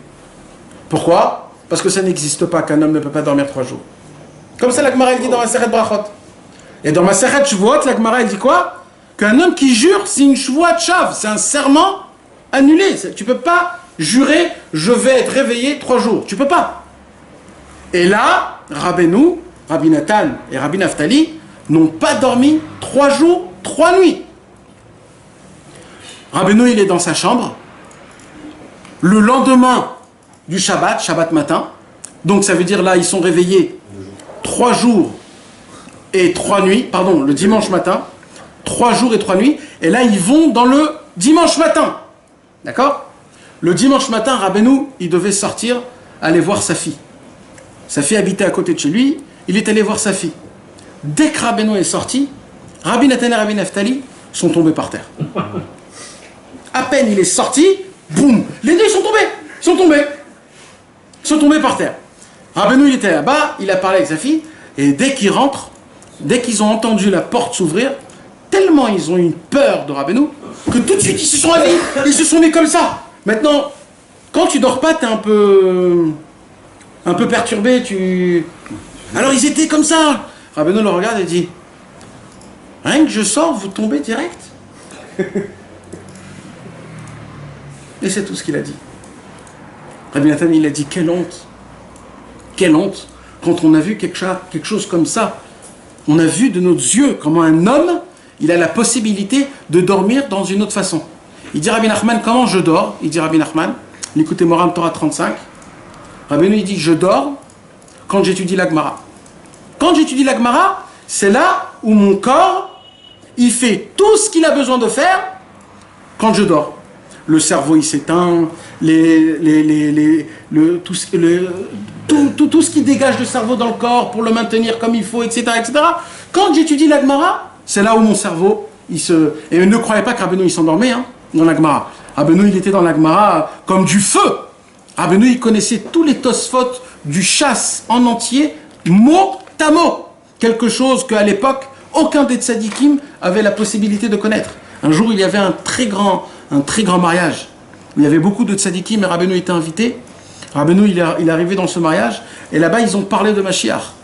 Et là, quand ils ont parlé de Mashiach, ils ont dit, on a une grande question. Quoi? Il a dit, comment c'est possible qu'il y a écrit que Eliyahu Hanavi, il va venir et c'est lui qui va nous dire à la fin qu'est-ce qui est bien et qu'est-ce qui est mal. Vous savez, à chaque fois qu'il y a écrit dans la Gemara Teiku, vous vous rappelez quand il y a écrit dans la Gemara Teiku? Teiku, c'est quoi? C'est quand dans la Gemara on pose une question, on essaye de répondre, et ben sauf on n'arrive pas à répondre. Alors qu'est-ce qu'il y a écrit? Teiku. C'est de là qu'il vient le mot Teko. Teko, c'est 50-50. On n'a pas de... Voilà. Ça veut dire quoi Teiku? Ça veut dire quoi Teiku? Ça veut dire Tishbi et Taret, Kushot ou Bayot. Ça veut dire quoi? Quand Mashiach, quand Eliyahu Hanavi viendra, c'est lui qui nous donnera la réponse. Et dans le mariage, là-bas, ils ont posé une question. Comment on pourrait recevoir de Eliyahu Hanavi la réponse, puisque Eliyahu Hanavi, c'est un seul témoin. Et la Torah, elle a toujours besoin de 2. Il y a écrit Alpish, Tnaim, Edim, il y a Kum Davar. Ça veut dire comment on peut maintenir quelque chose quand il y a 2 témoins. Là, Eliyahu Hanavi, il est un. Et comme ça, tous les tzadikim, ils ont posé cette question-là. Et tous les tzadikim, ils ont commencé à parler. C'est écrit ici, c'est écrit là-bas, on peut dire ça, on peut pas dire ça. Mais à la fin, ils sont arrivés à aucune Conclusion. Ils ont dit Teco. Ils ont dit Teco. Alors non, alors là-bas, il y avait un grand tzaddik. Et il avait vu que Rabbeinu était assis à sa place et il disait rien, aucun mot. Et il s'est dit, si Rabbeinu ne dit aucun mot, c'est qu'il a une réponse, mais qu'il ne veut pas la dire. Alors, qu'est-ce qu'il a fait, ce Rav-là? Il a dit à son ami qui était assis à côté, Rabbi Nachman, il a la réponse. Et lui, il a dit à son ami, et lui, il a dit à son ami, et comme ça, toute la table de tous les tzadikim, ils se sont dit le mot que Rabbeinu a la réponse. Tout le monde, ils ont dit Rabbeinu, vous devez nous dire une réponse. Maintenant, je vous parle, mes amis, dans ce mariage-là, il y avait le Baal Hatanya, il y avait Rabbi Levi Yitzhak de Berdichov, il y avait le Maggid de Trovice, il y avait Rabbi Aaron Mizitomir, il y avait Rabbi Zev Minchane Ostra, il y avait tous les élèves du Maggid de Mezrich et des élèves du Baal Shem Tov. Personne ne connaissait la réponse. Comment le Eliyahu Hanavi, il est un, et c'est lui qui va nous donner. On a besoin de 2 témoins pour une vérité. Et Rabbeinu, il a dit, je sais pas. Ben, sauf un, il a dit, on vous oblige de dire. Rabbeinu a dit, ok, c'est écrit dans ma Sechet Bechorot, d'Afret Amoudbet, dans le Rashi tout en haut. C'est tout. Il est allé, ils ont ouvert la Gemara, et pile poil, il y avait écrit, quand il n'y a pas d'homme, quand personne ne connaît la vérité, ça suffit. Bemakom shen ish ishtadel liot ish. Quand il n'y a pas d'homme, alors là, on n'a pas besoin de 2 témoins. Et c'est là où Rabbeinu, donc, si on voit que Rabbeinu, ça c'était la Gemara qu'il étudiait, quand il étudiait la Gemara, sa neshama dormait. Elle dormait. Alors quand il est réveillé, ça c'est quand il dormait. Sa Gemara, Rabbi Nathan, il dit, c'était connu que Rabbeinu, c'était le plus grand dans sa génération, dans les Tosfot de toute la Gemara. C'était un baki dans les Tosfot, il dit chez En Dugmato Baolam. Il n'y a pas 2 comme lui dans le monde, dans tous les Tosfot de la Gemara. C'est quelque chose qu'on peut. Vous savez, les Tosfot, d'abord on étudie Gemara, après Rashi, après il y a Tosfot. Lui, c'est lui. Donc j'en parle même pas ni de la Gemara ni de Rashi. Donc c'est juste pour que vous puissiez comprendre. Qu'est-ce qu'il a dit Rabbeinu? Il dit, moi quand je dors, c'est quand j'étudie ma Gemara. Alors Rabbeinu, il nous a dévoilé, et je continue mes amis, j'avance, et j'arrive au point essentiel. Rabbeinu Akadosh nous apprend qu'il y a une possibilité d'annuler le corps. Puisque toutes les souffrances y sont où? Dans le corps. Il dit Rabbeinu alors, annule ton corps et va dans ta neshama. Puisque tu souffres parce que ta neshama elle s'est enlevée de ton corps, elle reste un peu loin. Alors il dit Rabbeinu, c'est très simple. Annule ton corps pour ramener ta neshama. Donc il faut souffrir. Alors attends. Mais comment on a souffert? Alors. Non, ça veut dire souffre en t'annulant. Parce que ça, il faut que tu souffres un petit peu. Alors écoute bien, Dov, écoute bien. Alors écoute bien. Alors d'abord c'est quoi s'annuler? D'accord? Parce que personne ne pose la question. C'est-à-dire quoi s'annuler? Mes amis, c'est quoi s'annuler? Ça veut dire quoi de s'annuler? Alors si c'est ça, Rabbeinu il a dit tout homme peut le faire. Ça je peux pas le faire. Alors là maintenant, je peux le faire? Non. Je peux pas annuler tous mes tavot, je peux pas. Rabbeinu il a dit ça, tout homme peut le faire. Quand un homme il souffre, il peut des doutes. Alors il peut des doutes. Le but d'Itbo des doutes c'est d'arriver à ça. Mais c'est un niveau qui est très élevé. C'est la Torah 52 d'Ilkut Moran. C'est un niveau très élevé. Nous on ne peut pas avoir ça. Mais mes amis, d'après Rabbi Nathan, dans l'Ikuta Alachot, il chot aussi shliach likvot rovo. Rabbi Nathan il dit comme ça. Un homme, le lien qu'il a avec ce monde, ce sont les 5 sens. C'est-à-dire la vue, le oui, l'odorat, le toucher et le goût. D'accord? Il dit Rabbeinu Akadosh, si tu arrives à éteindre tes 5 sens d'une manière meroukezet, c'est-à-dire que tu te concentres vraiment dans la chose. Tu fermes tes yeux, tu fermes tes oreilles, tu essayes de ne pas respirer ou le plus petit qu'il faut, de rien toucher, de rien goûter, et il dit, et à ce moment-là même, tu dois t'imaginer que tu sors et tu rentres chez Hachem comme c'était au tout début de la création du monde. Imagine, hein, tu t'imagines. Imagine. Pourquoi pas? Juste imagine-toi. On va annuler comme ça. Non mais, attends. Maintenant, qu'est-ce qui se passe, il dit Rabbeinu? Il dit petit à petit, c'est si tu veux, t'arrives. Rabbeinu dit. C'est-à-dire, si tu as la volonté que ton corps, parce que le corps au début il ne voudra pas. C'est-à-dire, si vous allez essayer de le faire une fois, deux fois, trois fois, ça ne va pas marcher. C'est quand que ça va marcher? Quand vous allez faire encore. Pourquoi? Parce que le corps, il est très. Il a de la azoute, il a de l'effronterie. Donc il ne va pas te laisser au début. Il va dire, oh là là, il veut me dégager lui d'ici. Toi, ton travail, c'est oui. C'est annule-toi totalement. Il dit Rabbi Nachman, comment on s'annule? Il dit le premier contact avec ce monde, c'est quoi? C'est l'œil, c'est les yeux. C'est pour ça qu'un homme qui est aveugle, il est compté comme un homme mort. Mais... C'est les yeux ou l'air? C'est l'air en vrai. Non, non. L'air, oui, l'air c'est sûr que tu peux pas. Mais c'est plus la vision.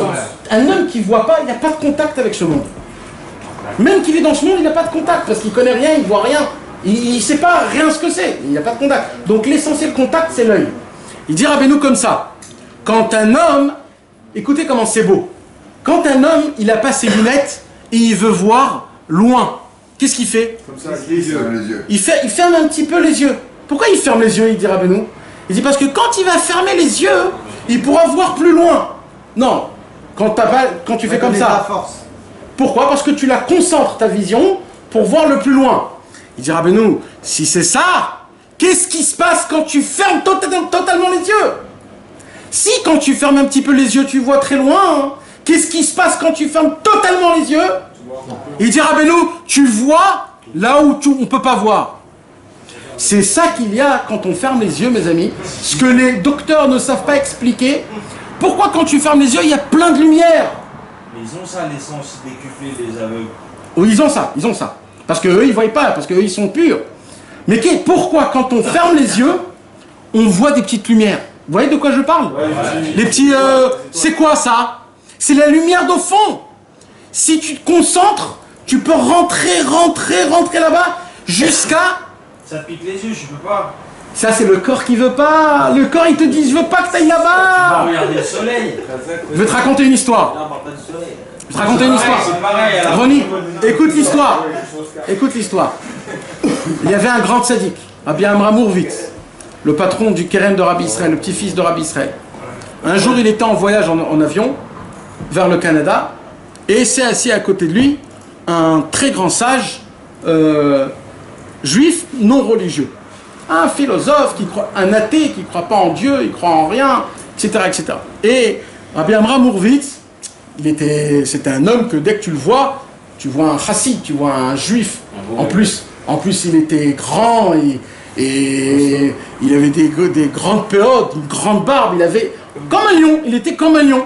Donc imaginez-vous, il était assis il prenait toutes les places, on dirait que c'était un meuble. Et quelqu'un d'à côté, il vient, il s'assoit, il le voit comme ça, 10 heures de route dans l'avion, et il commence à parler à Hachem, est-ce qu'il y a Hachem, est-ce qu'il n'y a pas Hachem, pourquoi il y a Hachem, oui, Akadosh Baruch Hu, il était à la Shoah, etc., etc. Plein de questions, plein de problèmes, et moi j'ai souffert comme ça, et moi j'ai souffert comme ça. Amram Hourvitz, il a dit comme ça, je vais te demander de faire quelque chose, et tu verras que tu ne pourras pas. Et il lui a dit, et tout, c'est que ça. Il dit, ah bon? Il lui dit, si je te dis de faire quelque chose la plus simple possible, tu ne la feras pas. Il m'a dit, vas-y, dis-moi. Il lui a dit, ferme tes yeux 10 minutes. Ne les ouvre pas une seule fois. 10 minutes, ferme tes yeux. Pas quand tu vas dormir. En plein milieu de la journée, dans tout ton monde à toi, il lui dit, arrête tout et ferme les yeux et pense à rien 10 minutes. Tu t'endors parce que le corps, lui, il connaît qu'une seule chose. Il connaît que la seule façon où tu peux dormir, c'est de fermer les yeux.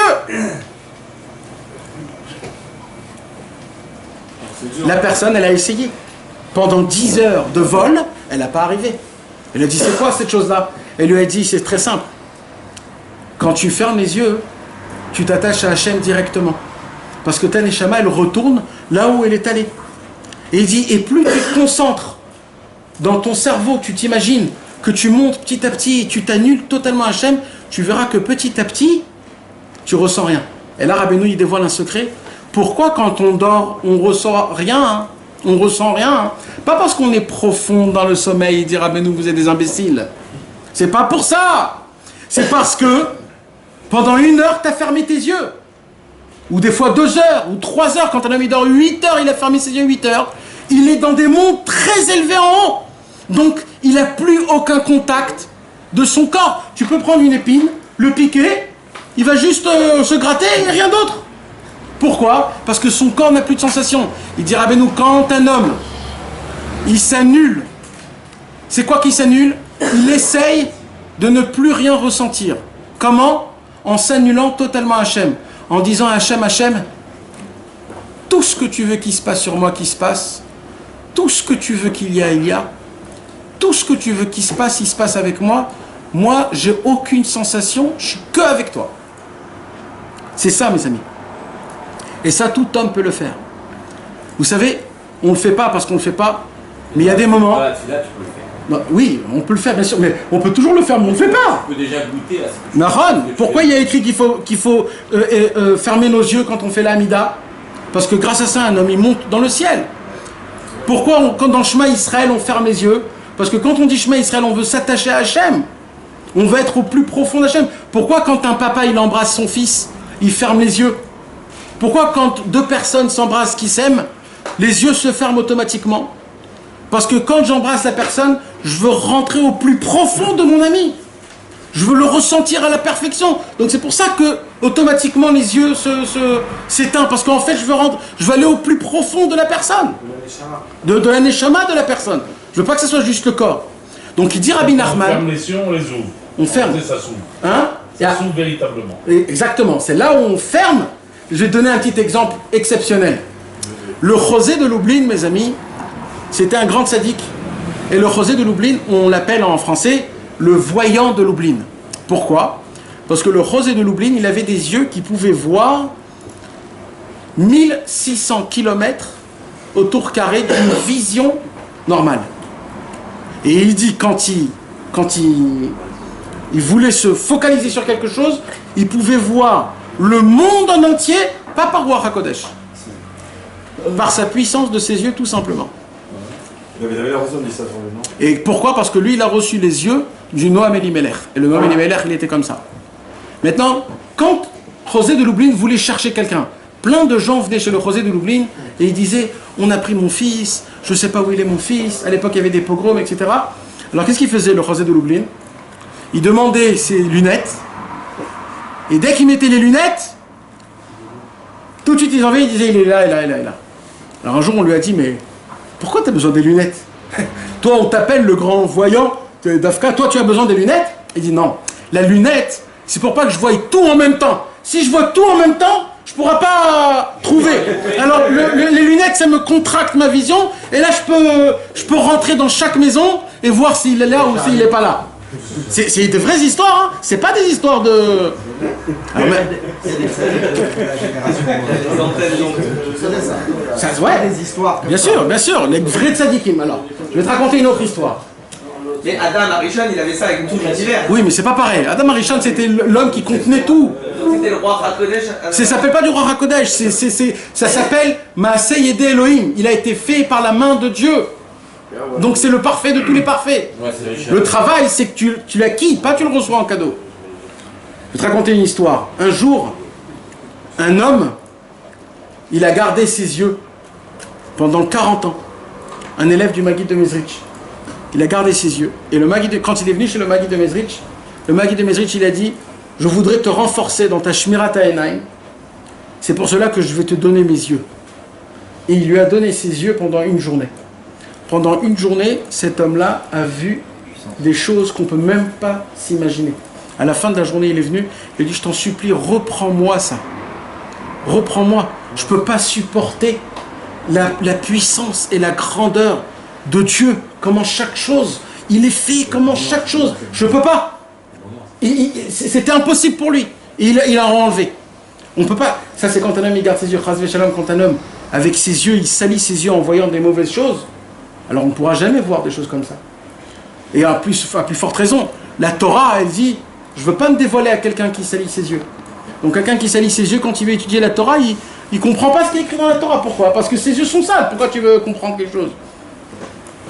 Alors Rabbi Nachman nous apprend que de s'annuler, mes amis, de s'annuler, ça enlève toutes les souffrances. Il dit Rabbi Nachman, comment on le fait concrètement? Il dit Rabbi Noah Kadosh. Il dit, par exemple, essayez chas v'shalom quand un homme, il a un problème. Problème d'argent, problème de shlom bayit, problème de santé, toutes sortes de problèmes.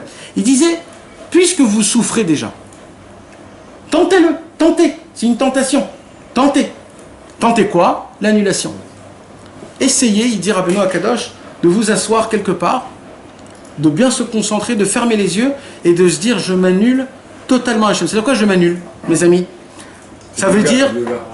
Ça veut dire quoi? Le gars ancestral. De s'annuler... Salut David. De s'annuler, c'est quoi? C'est de dire tout ce que Hachem, toi, tu me fais, tout ce que tu me donnes, je le prends. Pour moi, c'est un cadeau. Tout. Je m'annule. Quelqu'un qui s'annule, il n'a pas quelqu'un qui a un rejet, qui n'aime pas les souffrances, alors ça s'appelle un rejet, c'est pas une annulation. Parce que c'est lui, il est là, il ne veut pas la souffrance. Mais quand quelqu'un, il s'annule à Hachem, en fait, il dit à Hachem, tu sais quoi Hachem? J'ai plus aucune volonté de moi-même. Tout, je fais comme tu le veux. Tu me veux maintenant, rien que je m'annule à toi. Je rentre dans toi et je reste là-bas, Hachem Yitbarach. Il dit Rabbeinu, s'il arrive à le faire, à ce moment-là même, il ne ressent plus aucune souffrance. Il dit, mais le problème, il est où? Le problème, il est quand on revient de cette annulation. Et il lâche prise. Il dit Rabbeinu, il dit on ne peut pas rester là-bas tout le temps. Parce que c'est très difficile. Tu dois manger, tu dois boire, tu dois sortir. Tu ne peux pas être tout le temps annulé à Hachem. Alors, il dit Rabbeinu, alors qu'est-ce qui se passe quand tu reviens dans ton normal? Il dit là, il y a un problème, c'est quoi? C'est que les souffrances, ils reviennent à double force. À double force. Alors comment il faut faire? Il dit Rabbeinu. Alors il dit Rabbeinu Akadosh, dans le Likutei Moharan, il ne donne pas de conseil. Mais dans le Likutei Halachot, Rabbi Nathan, il donne le conseil. Dans la halakha qu'on vient de dire. Qu'est-ce qu'il dit Rabbi Nathan? Un chidouche énorme. C'est quoi? Il dit en vérité, qui fait cet annulement Behemet? C'est que Moshe Rabbeinu qui peut le faire. De s'annuler totalement à Hachem. Comment on a vu ça? 40 jours et 40 nuits, 3 fois, Moshe Rabbeinu est allé là-bas. Sans manger, sans boire, sans dormir, sans aller aux toilettes, sans rien. Il s'est annulé totalement à Hachem, totalement. Alors il dit Rabbi Nathan, si le tzaddik authentique, il fait cette annulation, alors tout notre travail à nous, c'est quoi? Il dit Rabbi Nathan, c'est de s'attacher au tzaddik. Il dit, mais comment on s'attache à tzaddik? Parce que là, il faut faire quelque chose. C'est pas juste dire Areni Mekacher. Bien sûr que ça aide, mais il faut quelque chose de plus fort. Il dit Rabbeinu comment? Il dit quand un homme il étudie les livres du tzaddik et que dans sa tête il veut pas recevoir ce qu'il y a écrit dans les livres du tzaddik. Ça nous arrive. Quand Rabbi Nachman il dit ça emmène ça. Et nous, comme des imbéciles, on vient et on fait. Malgré qu'on sait. On ne veut pas écouter le tzaddik. Alors il dit Rabbeinu, si l'homme il s'annule au tzaddik, il pourra s'annuler à l'annulation du tzaddik. Ça veut dire, ça passe comme ça. Il pourra recevoir l'annulation du tzaddik. Exactement, ça veut dire, Rabbeinu nous demande de nous annuler à Hachem, mais on n'arrive pas à le faire. Et si on le fait peut-être une seconde. Et le problème c'est quoi? C'est qu'après les souffrances reviennent double.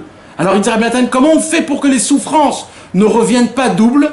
Il dit Rabbeinu, quand ton annulation est dans les livres du tzaddik, en t'annulant au tzaddik, en te disant tout ce qu'il dit je le reçois, tout ce qu'il dit je le prends, et je m'annule totalement au tzaddik, le fait que tu t'es annulé au tzaddik, le tzaddik, comme il est annulé à Hachem, grâce au tzaddik, écoute, grâce au tzaddik, le tzaddik il va annuler toutes tes souffrances parce que tu t'es annulé à lui. Ah, tu vas me poser une question. Là aussi, on pourrait dire que les souffrances, ils reviennent double après l'annulation. C'est là où Rabbeinu, il vient, et c'est là où Rabbeinu, il vient, et qu'est-ce qu'il dit? Il dit, le tzaddik lui-même, parce que tout le temps, il est en bitoul, jamais les souffrances y reviennent. Parce qu'il est tout le temps bitoul, il est tout le temps annulé. Quelle est la différence entre s'annuler à la volonté du sadique et s'annuler à Hachem? C'est exactement pareil. Le problème... Ce qui dit la sadique, c'est la volonté d'Hachem. Le problème, c'est le retour. Non. L'annulation à Hachem, c'est pas dans les paroles d'Hachem. C'est la redescente le problème. L'annulation à Hachem, c'est de s'annuler totalement. D'annuler le corps et de donner que de la vitalité, que à ta neshama, pas ton corps. C'est une annulation qui est très forte. Tu dois annuler ton corps, plus aucun sentiment, plus aucune sensation. C'est comme tu es en hypnose. T'as plus aucune sensation. Maintenant ça, c'est difficile de le faire. On peut le faire, mais c'est difficile. Et quand on le fait, quand on revient dans la normalité, le problème c'est que tous les souffrances y reviennent tout le temps. Dès que t'as quitté de l'autre côté, c'est... Alors il dira, nous comment on fait pour être annulé tout le temps? Alors attache-toi à celui qui est tout le temps annulé, Rabbeinu Akadosh. On revient à l'unité. Parce que lui, il est annulé à l'unité. Exactement. Et quand tu t'annules à lui, il n'a pas de retour. Alors lui, jamais les souffrances y viennent. Il dit, Rabbeinu, plus tu es attaché au tzaddik, plus les souffrances y partent l'une après l'autre. Alors écoutez maintenant, mes amis, comment le chidouche, il est énorme. Énorme dans la Torah. On a posé la question, pourquoi dans notre paracha, pour la première fois, en plein milieu de rien du tout, la Torah nous écrit Ve'aïsh Moshe Anav Me'od Mikol Adam. Pourquoi Moshe Rabbeinu c'est l'homme le plus humble? Pourquoi la Torah nous dit ici? Alors Rabbi Nathan il nous explique un chidouche énorme. Il a dit comme ça, puisque Akadosh Baruch Hu m'a ordonné sur les colonnes de feu et les nuées, il a compris Moshe Rabbeinu qu'on ne va pas rester ici 3 jours dans le désert, mais 40 ans. Et que là, ils ont commencé, c'est la première souffrance qui s'est passée, le premier problème qui s'est passé, c'est quoi? C'est ceux qui ont râlé, qui ont dit à Moshe Rabbeinu, on en a marre de manger la manne, on veut manger de la viande.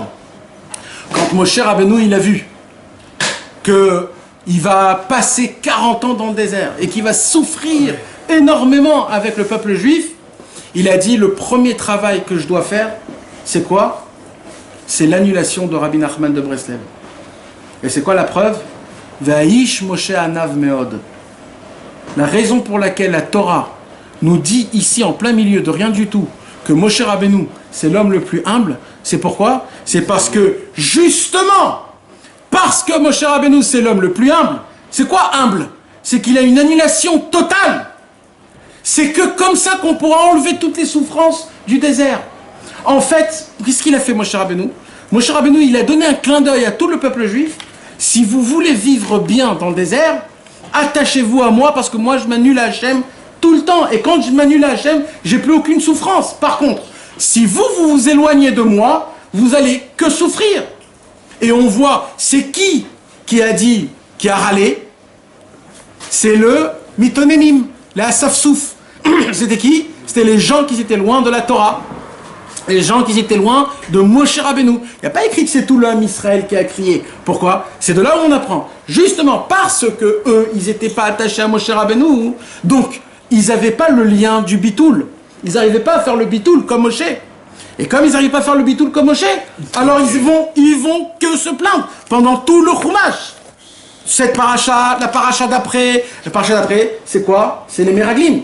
Et après, et ça continue, que tous les problèmes, ils sont arrivés à cause de quoi, mes amis? Tous les problèmes. Tisha B'Av, destruction du temple premier et deuxième, tous les pogroms, tout ce qui s'est passé, c'était à cause d'une seule chose. Ils ne sont pas annulés au tzaddik. C'est de ne plus avoir aucune pensée. C'est de se dire que c'est que le tzaddik qui doit dans ça. Et c'est ça tout le travail. Maintenant, regardez, mes amis, comment on va le voir dedans. Parce que là, on revient dans le début de la paracha. D'après ce qu'on a expliqué, c'est pour cela que dans cette paracha, écoutez bien, c'est là où Moshe Rabbeinu nous apprend comment être ses élèves. C'est écrit dans aucune paracha, dans toutes les parachas, c'est la seule paracha où mamash on apprend comment Moshe Rabbeinu, on doit être ses élèves. Comment? Écoutez, ça commence par tout le début. Vous vous rappelez qu'est-ce qu'il y a écrit? Moshe Rabbeinu, Akadosh Baruch Hu, il vient, hein? וידבר אדוני אל משה במדבר סיני בשנה השנית את המרד מצרים בחודש הראשון לאמור ויעשו בני ישראל Ochel et à Pessah Bemoado. 2 secondes. Attends, c'est pas là.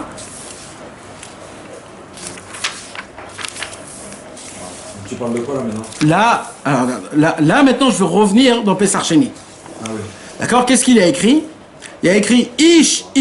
C'est de ce passage-là qu'on a compris Pessah Sheni dans ce... Ouais.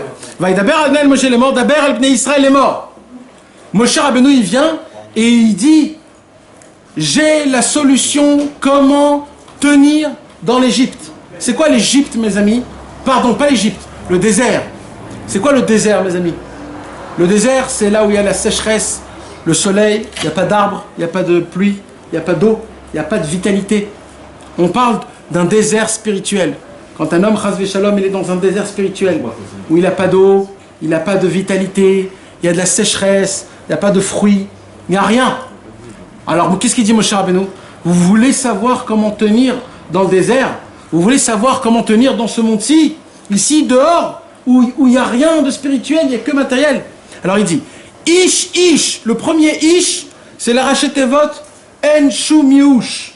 Pour ne pas tomber dans le désespoir, dans le désert, il y a une possibilité. C'est pour ça qu'il écrit 2 fois Ish. Un, pour nous dire, un homme qui ne veut pas désespérer, alors il doit qu'il yétamé la nefesh. On ne parle pas du corps, on parle de l'âme. Quand un homme, il a rend impur son âme. Comment on peut rendre impur son âme? On a dit c'est impossible. C'est quand l'âme, elle part de son endroit. Elle se sent impure. Quelqu'un qui est impur, qu'est-ce qu'on fait? On l'envoie en quarantaine. L'âme, quand elle se sent impure, elle part de son corps. Donc là, on parle de quoi? On parle en match des problèmes. Quand un homme, il a des souffrances, c'est à cause que l'âme, elle se sort. Alors il dira, nous, quand un homme, il a eu un problème dans sa nefesh, ou alors que cet homme-là, c'est un homme qui est rachok, il est loin de la Vodat Hashem. Ole Dorotechem, c'est pour aujourd'hui, c'est pour toutes les générations plus tard. Moshe Rabbeinu, il dit, il y a un conseil pour toutes les générations, c'est quoi? Ve'asa Pesach la Adonai. Tu devras faire Pesach de Dieu.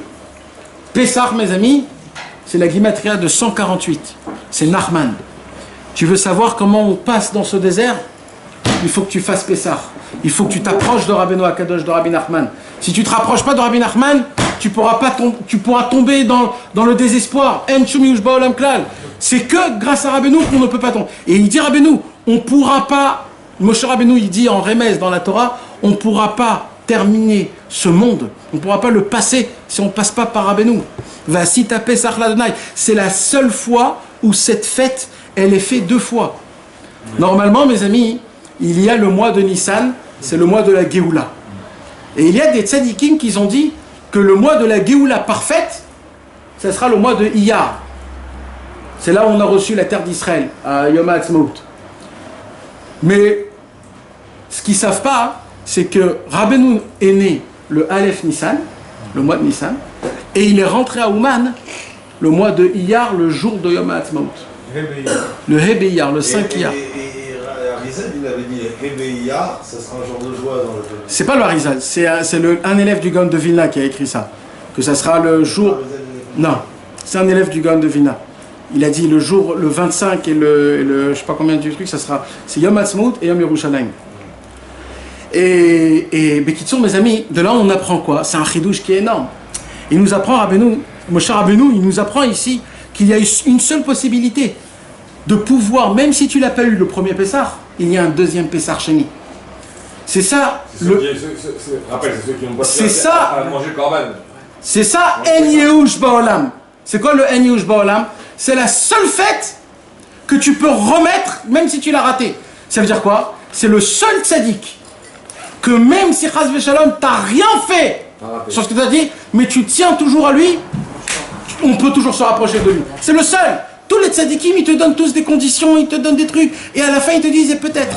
Mais Rabbeinu, c'est le seul qui te dit, si tu me tiens, si tu es toujours avec moi, même si tu ne fais rien, mais tu espères, je viendrai te prendre quand même.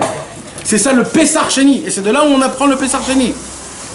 Maintenant, on voit qu'ici, il commence à parler aux Lévim. C'est qui les Lévim, mes amis? C'est les élèves du tzaddik. C'est qui les Lévim? C'est les élèves de Moshe Rabbeinu. Aaron Cohen et tous les élèves. C'est qui les Lévim? Ce sont les élèves du tzaddik. Et qu'est-ce qui est écrit au tout début de la paracha, mes amis? C'est pourquoi tout le monde pouvait être des Lévim si vous voulez. Oui. Ouais. C'est comme ça. S'il prend la vie du Lavi, oui. C'est quoi la vie d'un Lévi? C'est de s'asseoir et d'étudier la Torah toute la journée. Si tu es prêt avec ça, tu es compté comme un Lévi. Et là, il dit, qu'est-ce qu'il dit? Écoute bien. Vaïdaber Adonai el Moshe les morts. Dieu parle et il dit à Moshe, qu'est-ce qu'il dit? Kach et alvim. Prends tes élèves. Ça veut dire, il parle des élèves du tzaddik. Veti arta otam. Et les élèves du tzaddik, ils seront purifiés plus que tout le peuple. Là, on parle mamage. Les élèves du tzaddik, mes amis, c'est qui les élèves du tzaddik? C'est nous tous. Sachez-le. Et là, d'après ce qu'il y a écrit, Akadosh Baruch Hu demande à Moshe Rabbeinu de les spécifier, de les spécifier les élèves du tzaddik. C'est pas comme un peuple normal, c'est des Lévi'im. Et ça vient du mot, quel mot? Lévi'im? Non, parce que c'est avec un vav. Ouais. Ça vient du mot Levaya. C'est quoi Levaya? C'est quoi Levaya, mes amis, en hébreu? Enterrement? Non. Veiller. Il est animé la Veotra. Ah, je t'accompagne. Je t'accompagne. Ok. Les accompagnants. Les accompagnants du tzaddik. Les Mekoravim du tzaddik. C'est pour ça qu'on les appelle Lévi. Ceux qui sont toujours avec le tzaddik. Milvim et la tzaddik. Ils sont tout le temps avec le tzaddik.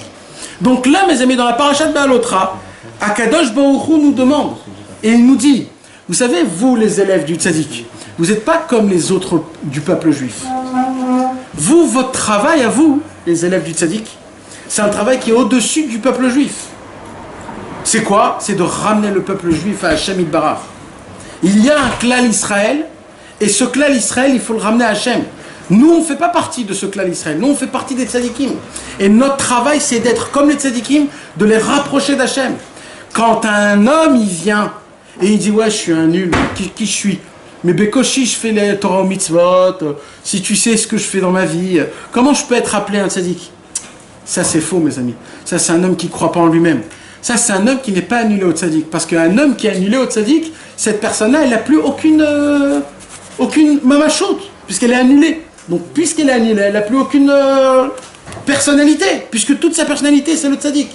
Si je te pose des questions, qu'est-ce que tu en penses sur ça, qu'est-ce que tu en penses sur ça, tu vas répondre quoi? Ce qu'il dit Rabbeinu à ce sujet-là. Donc, tout ce que tu dis, c'est donc le secret qu'il y a ici, c'est mamash, toute la paracha, comme Akadosh Baruch Hu, il nous renforce, il renforce le tzaddik, il renforce les élèves du tzaddik, comme quoi les élèves du tzaddik, ils sont spéciaux, ils sont attachés au tzaddik. Et là, Rabbeinu Akadosh, il nous apprend aussi la puissance de Moshe Rabbeinu, l'humilité de Moshe Rabbeinu, que c'est que grâce à l'annulation au tzaddik qu'on pourra enlever tous les problèmes qu'on a dans notre vie. Parce que le tzaddik, il est tout le temps annulé, et comme il est tout le temps annulé, jamais les souffrances y peuvent revenir. Et quand un homme, il sent qu'il a des souffrances, c'est qu'à ce moment-là même, il n'est pas assez attaché au tzaddik. Alors qu'est-ce qu'il doit faire? Il doit prendre une Torah, du Likutei Moharan, et il doit commencer à l'étudier, jusqu'à qu'il essaye de rentrer vraiment dedans, d'essayer de bien se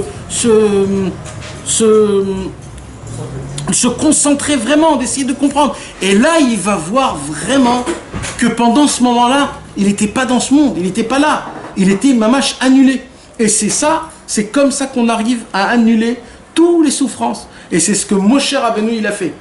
Pourquoi, je reviens à la question, pourquoi c'est ici qu'il y a écrit Vaïsh Moshe Anav Meod Mikol Adam? Parce que c'est ici le commencement de tous les galères du Ham Israël, où Moshe Rabbeinu, c'est ici qu'il va faire l'annulation pour annuler toutes les souffrances du Ham Israël, mais que de ceux qui sont proches de Moshe Rabbeinu. Ceux qui ne sont pas proches de Moshe Rabbeinu, eux malheureusement, ils seront obligés de souffrir. Et c'est pour cela que la première fois on voit que c'était quoi ici? C'était qui qu'ils ont râlé? C'était ceux qui étaient loin. C'est quoi Asaf Souf? Asaf Souf, la Torah l'appelle Asaf Souf. Asaf Souf, c'est le Sof. Sof, ça veut dire la fin. C'est pas quelqu'un qui est proche du tzaddik, c'est quelqu'un qui est loin du tzaddik. Donc c'est qui en fait qui ont râlé? C'est que ceux qui étaient loin du tzaddik. Ceux qui étaient proches du tzaddik ne souffraient pas. C'est énorme. Et c'est que comme ça qu'on peut expliquer pourquoi dans notre paracha, c'est ici qu'on écrit Vaïsh Moshe Anav Meod Mikol Adam. Parce que c'est la refoua avant la Maka. C'est là où Moshe Rabbeinu il a compris le sod de la Torah de Samerhe, de l'annulation à Hachem totalement pour ne plus avoir aucune souffrance. Bezrat Hachem. C'est-à-dire quoi, c'est-à-dire que dès qu'on fait tout ce qui se passe dans ta vie, chez quelqu'un peut avoir Non, l'annulation, c'est un travail qu'un homme. Concrètement, c'est d'éteindre les 5 sens. Les 5 sens. C'est-à-dire, tu éteins tes yeux. Tu fermes tes yeux. Tu essayes d'entendre rien. Tu fermes ta bouche. Tu ne touches à rien. D'accord? Et tu fermes. Maintenant, dans ta tête, tu dois t'imaginer une imagination, comme tu te fais. Tu t'imagines que ta neshama, elle sort de ton corps et qu'elle commence à monter dans le ciel. Ok, ça c'est pendant un moment où... Mais je te parle dans la vie de tous les jours, dans l'action. Ah, dans la vie de tous les jours, on peut pas, c'est ça qu'il dit Rabbeinu. Alors il dit Rabbeinu, alors comment on fait? C'est pour un moment, tu t'attaches comme ça, ok, c'est bien. Non mais Rabbeinu dit ça, il faut le faire. Non, Rabbeinu, il faut le faire quand même. Pourquoi? Parce que tu ressens la Reshimo, c'est-à-dire l'empreinte. Alors comment on fait, il dit Rabbeinu? Alors il dit Rabbeinu, comment on fait? Dans la vie. Et il dit, non, alors non, dormir, tu veux pas dormir tout le temps. Alors il dit Rabbeinu, comment on fait? Le tzaddik, il est tout le temps en annulation. Quand toi, tu t'annules le tzaddik, tu t'annules à Hachem. Quand on étudie la Torah... Alors, on va prendre un petit... Parfois, quand on regarde la connaître, tu dis, bon Hachem, ça y est, je me remets à toi, à toi. C'est toi, je m'annule à toi, c'est toi qui fais tout, je veux plus rien. Je veux plus rien, débrouille-toi. D'accord. Alors je vais donner un exemple. La première galère, t'oublies tout ça. Alors je vais donner un exemple. Rabbeinu il dit dans la Torah 5. On peut donner plein d'exemples sur ça. Rabbeinu il dit dans la Torah 5. Rabbeinu il dit les pensées extérieures emmènent la crainte. La crainte emmène la tristesse. La tristesse emmène le manque de prière. Le manque de prière m'emmène un manque d'émouna. Et c'est comme ça qu'est conçu un problème. C'est ça tous les atomes du problème. D'accord? Rabbi Nathan il vient et il dit, alors, comment ça fonctionne? Alors il dit, si tu comprends que tout ce qu'il a essayé de te faire, c'est pour que tu aies plus d'émouna, alors il dit, alors mets dans ton travail, toi, il dit Rabbeinu dans Torah 5, depuis le début, il y a une chose que toi tu ne dois pas toucher toute ta vie en entière, il dit Rabbi Nathan, c'est la émouna. Quelle émouna? Que tout est dans les mains d'Hachem Yitbarach. On dit dans la Gemara. Alors attends, maintenant il dit Rabbeinu. On prend des décisions. Ah oui, mais en prenant les décisions. Et les décisions. T'as une décision à prendre. Après, c'est Hachem. Non, je m'attache à Hachem Yitbarach sur la décision que je vais le faire, là maintenant. Maintenant, c'est obligé qu'il y ait une logique quelconque dans les décisions, parce que Hachem nous a donné un cerveau. Mais, c'est quand le mifran que tout est émet, c'est quand dans une des décisions que tu as choisies, il y avait aussi des minus. Mais tu l'as quand même choisi. Le fait que tu as de la émouna, tu n'as pas peur de ces moins-là. Alors il dit Rabbeinu, comment on fait maintenant pour le faire quand tu es dans le problème? Il dit Rabbeinu, quand un homme, il sait que toute sa vie, il doit maintenir la émouna. Et ça, depuis le début, la preuve, Modéani lefanecha, melechai vekayam, sherzar tabi nishmati, bechemla rabba, emunatecha. La première phrase qu'on dit le matin, on dit Hachem, Hachem, augmente-moi la émouna. Qu'est-ce qu'on dit la dernière phrase avant de dormir? Dans Shema Israël, on dit Emet ve'emuna. Ça veut dire le commencement de la journée, c'est avec la émouna, la fin de la journée. Un homme, ça c'est obligé, David. Un homme doit toujours se mettre dans la tête, partout là où tu es, dans le travail, à la maison. Ça c'est obligé. C'est quoi? Même la lettre. Le Baal Shem Tov dit, rien que les lettres Emouna, c'est une ségoula pour la Emouna. De les écrire, de le voir dans ton cerveau, de dire les mots Aleph, Mem, Vav, Nun, c'est une ségoula pour la Emouna. Rien que de... Ça, c'est une obligation. Toujours, tout est à Kadosh Baruch Hu, Enod Milvado, Shiviti Hashem, Enegdi Tamid, toujours Hashem Yitbarach. Et quand le problème viendra, déjà, il ne va pas t'attraper totalement. Le problème, c'est de ta faute. Alors, c'est de là où on apprend. Alors, on a appris tout à l'heure, c'est quoi la faute? D'où vient la faute, David? D'où vient la faute? D'où vient la faute, David? La faute, elle vient... Toujours, c'est ça la base de tout. Maintenant, il y a des fautes qui viennent pas de la émouna. Ça vient de la lourdeur, de la paresse. Il y a des fautes qui viennent par des pulsions. Alors ça, tu tombes. Mais quand tu tombes, c'est toi qui as fait la faute. Alors, mais comment tu te relèves? Je fais tchouva, et j'ai la émouna que cette tchouva, elle est reçue vers toi, Hachem. Fini! Dieu, il punit pas! Parce que tu es la émouna! Je te demande pardon! Et Hachem, il aime des gens comme ça. J'ai un foi en Hachem que si je demande pardon, c'est fini. Donc quand un homme, il est toujours attaché à la émouna, mais tu sais, c'est quoi le problème, David? C'est pas ça le problème. C'est que ça, personne veut le faire, Béhémet. Non, personne veut. Vraiment. Qu'est-ce qu'ils disent? Ils disent au bout de 50 fois, ça peut pas continuer à marcher au bout de 100 fois. Ça peut que marcher. Plus tu le fais, plus ça marche. C'est tout le secret. C'est plus que tu le fais, plus ça marche. Oui, c'est vrai en plus. Plus qu'il fait, moins il y a de logique. Nahon. Et c'est ça, mes amis, qu'on doit se renforcer. C'est pas pour rien que Rabbeinu, il s'appelle Rabbi Nachman Mehouman. C'est pas pour rien. Mehouman, c'est Emouna, c'est Otiot Emouna. C'est Rabbeinu, il vient de la Emouna, Rabbeinu Akadosh. Tout son inyan, c'est la Emouna. Nous, on doit avoir une Emouna totalement à Kadosh Baruch Hu et à Hashem Yitbarach. Donc, mes amis, cette paracha, c'est une paracha, on a étudié, qui est exceptionnelle. C'est mamash les halachot de tous les chassid de Breslev. Là, on a tout ce qu'il faut pour un chassid de Breslev. Dans cette paracha, de ne pas avoir de Yehush, de se rapprocher du tzaddik.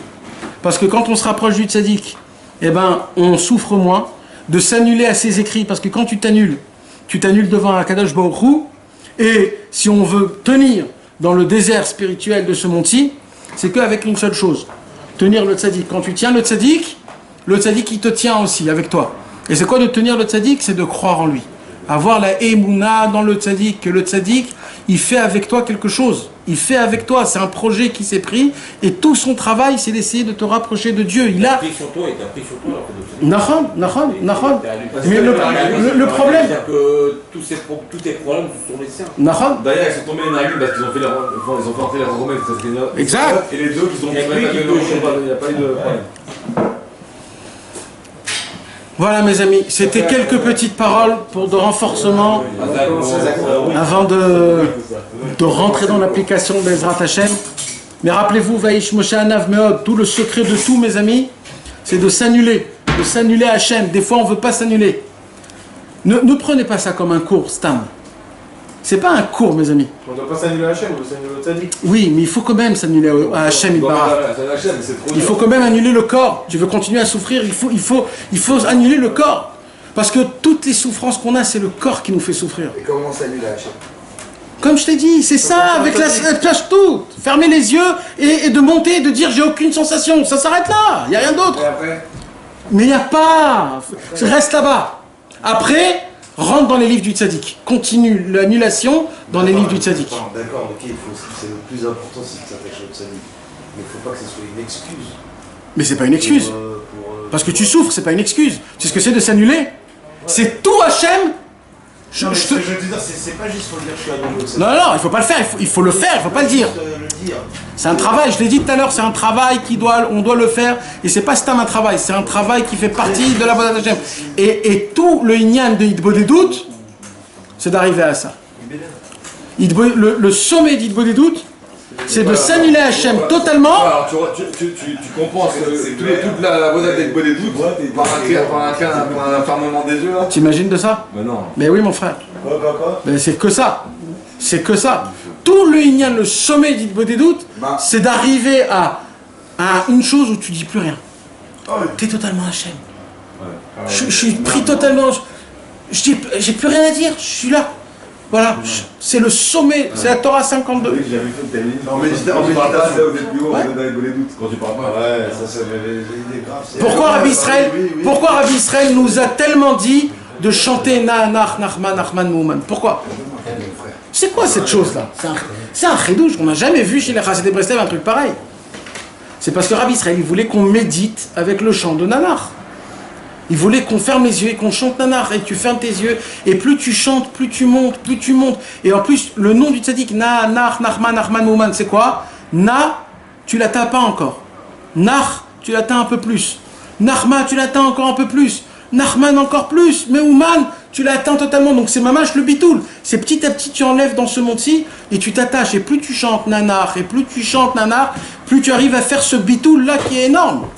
C'est pour ça que Rabbi Israël il a dit on ne peut pas s'attacher à Rabbeinu si on chante pas nanar, on ne peut pas comprendre les torts de Rabbeinu si on chante pas nanar. Nous on croit c'est stam, une ségoula où on chante, mais c'est faux, c'est pas comme ça. C'est aussi simple que ça. Qui chantent pas nanar, qui sont pas attachés.